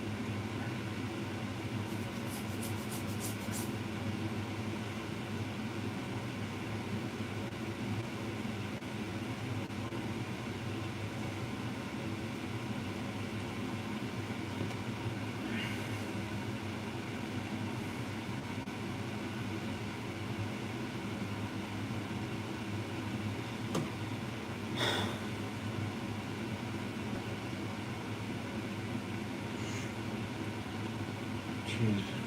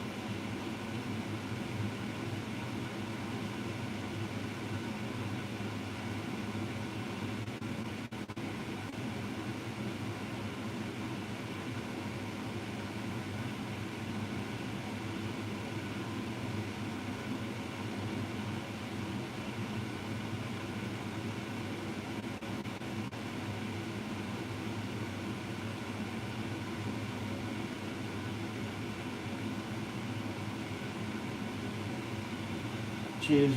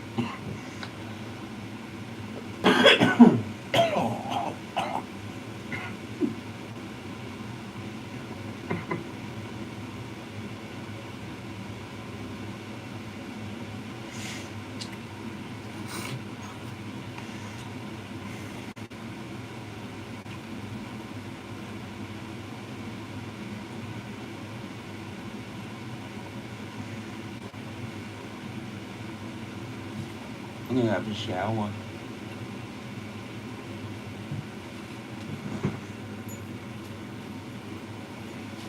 So yeah.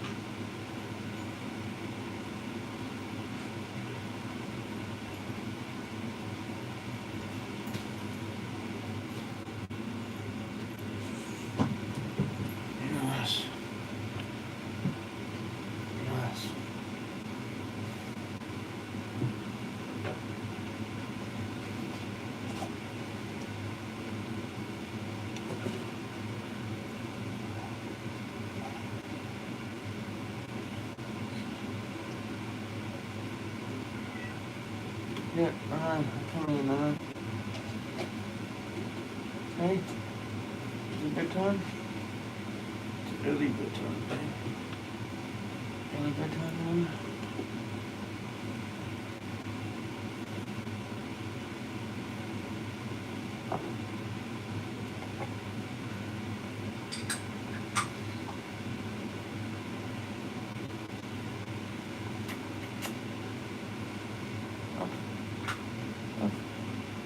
Up.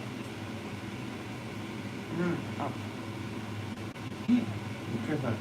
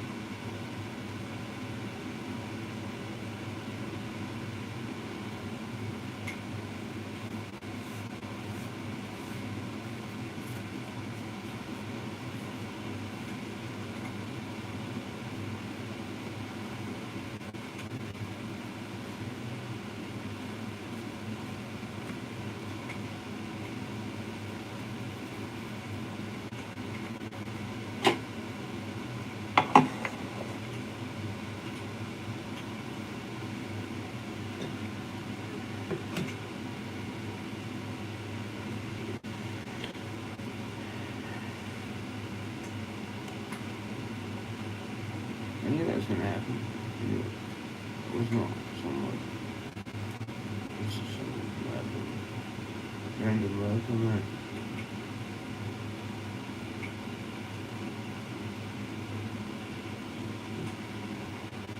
Random luck and whatever it's up to.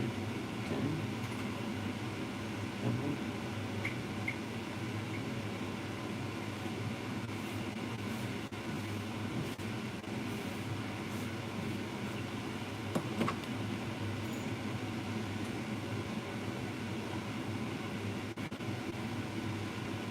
Anyway.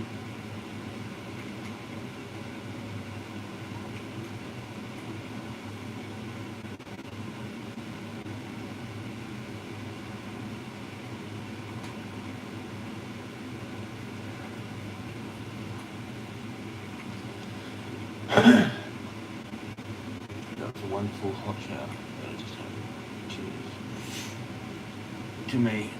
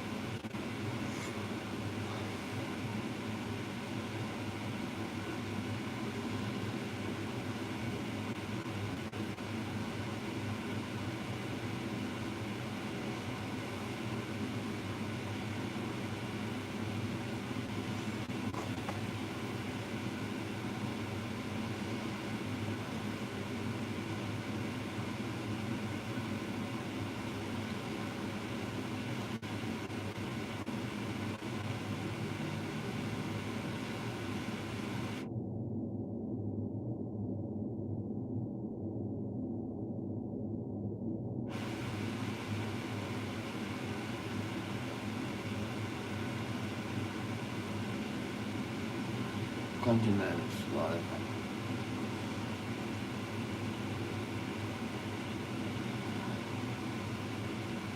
Is everyone okay there?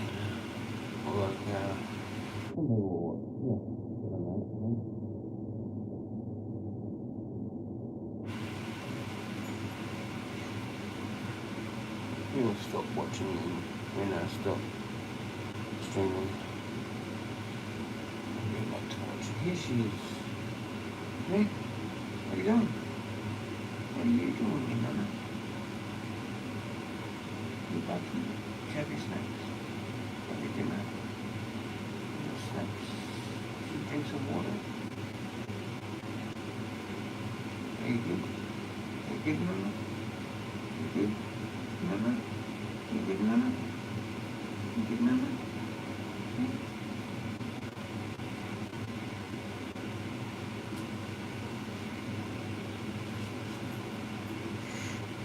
Good girl.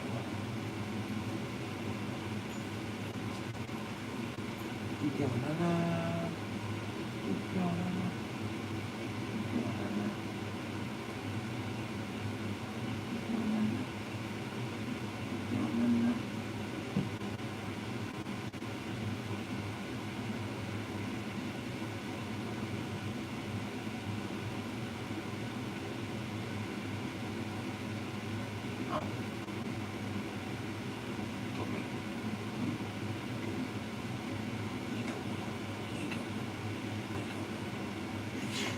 Cheers.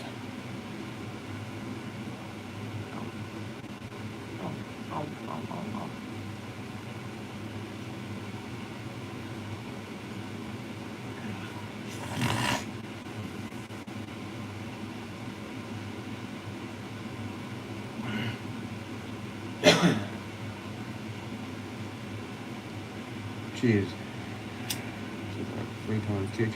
Cheers.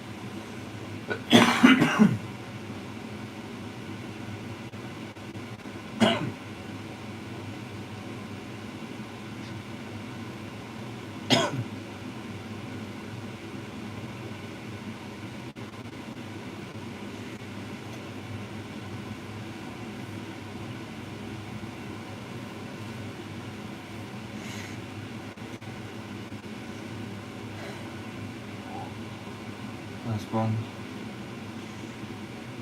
By myself. Cheers everyone for dropping in that did.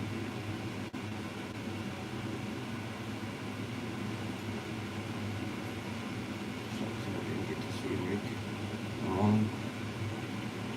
Probably too early. But that's just too bad. Cheers.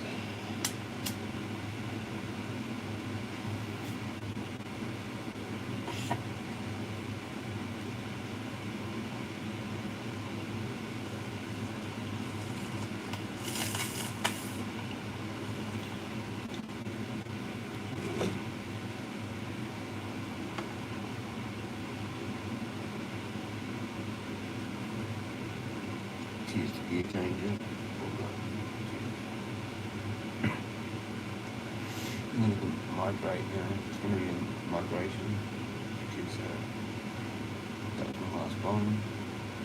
Tired, bored, want to rest my foot. So I'm going to go early, go to bed early, rest my foot. Because I want to get better running. I'm going to go get up, rest. Migration time. Migration time. migration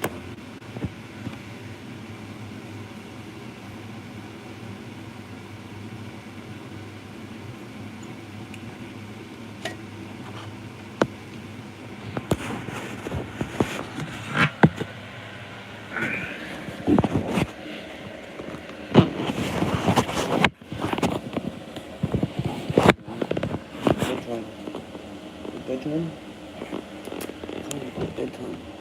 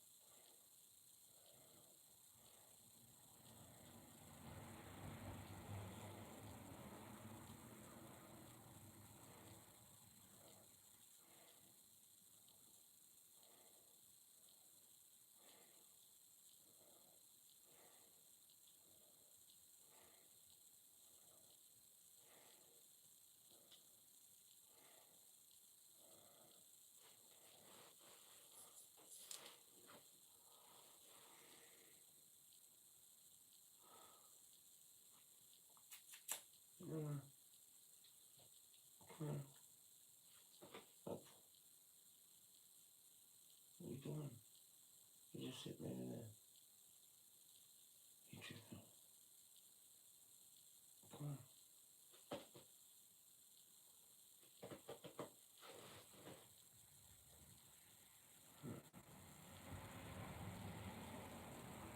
You come on. There she is. You are. What's it doing? You are.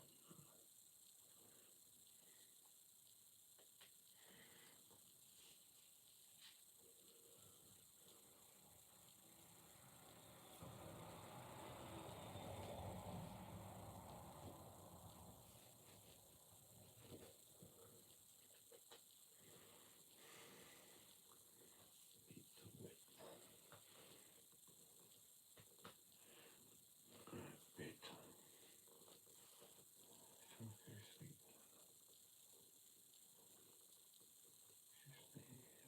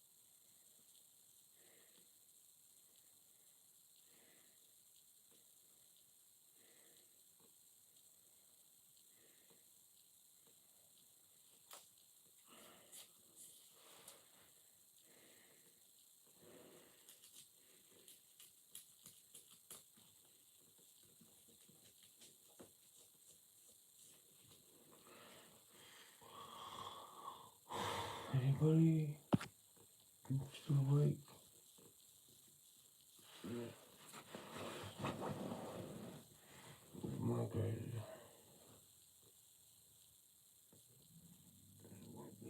I don't know what my record is. Or just what my average is for sleep from my person.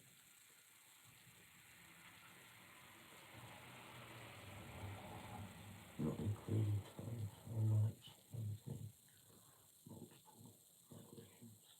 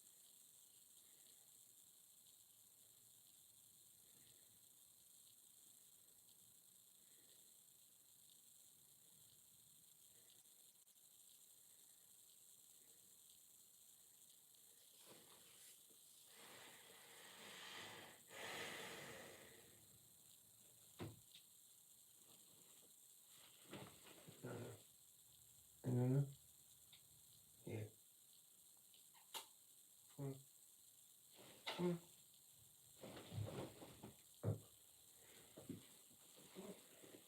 Stay with me. Okay. Stay. What you got, you trouble?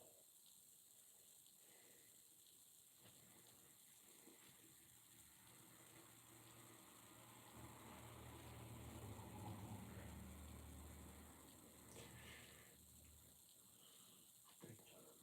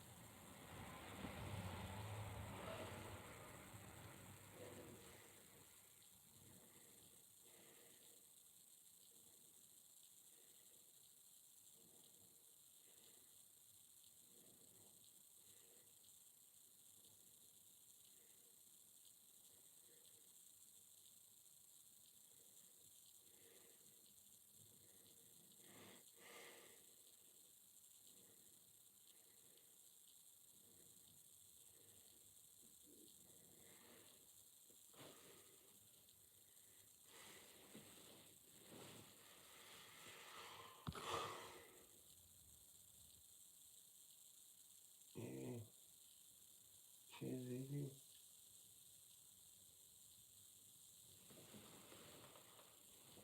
I missed it.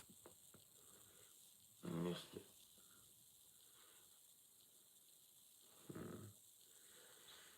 Oh well.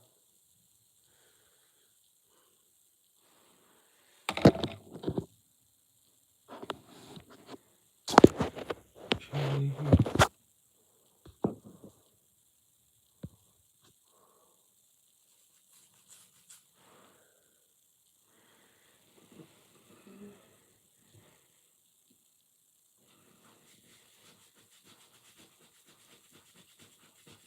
Hearing away.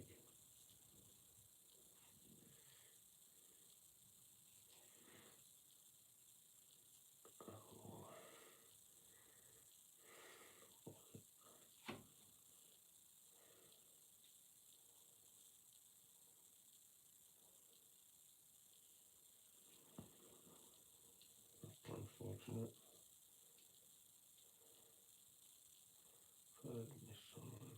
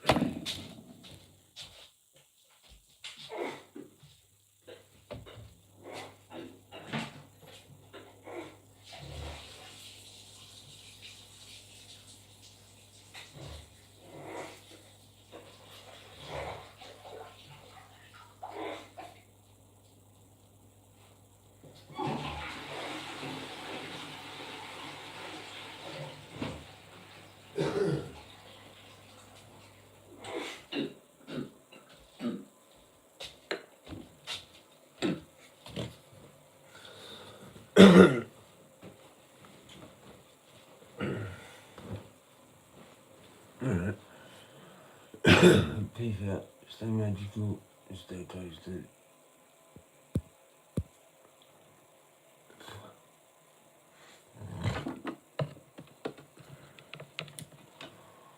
Peace out. Stay magical. Stay toasted. Jezza out. Book. Yo. It's 3:52 a.m.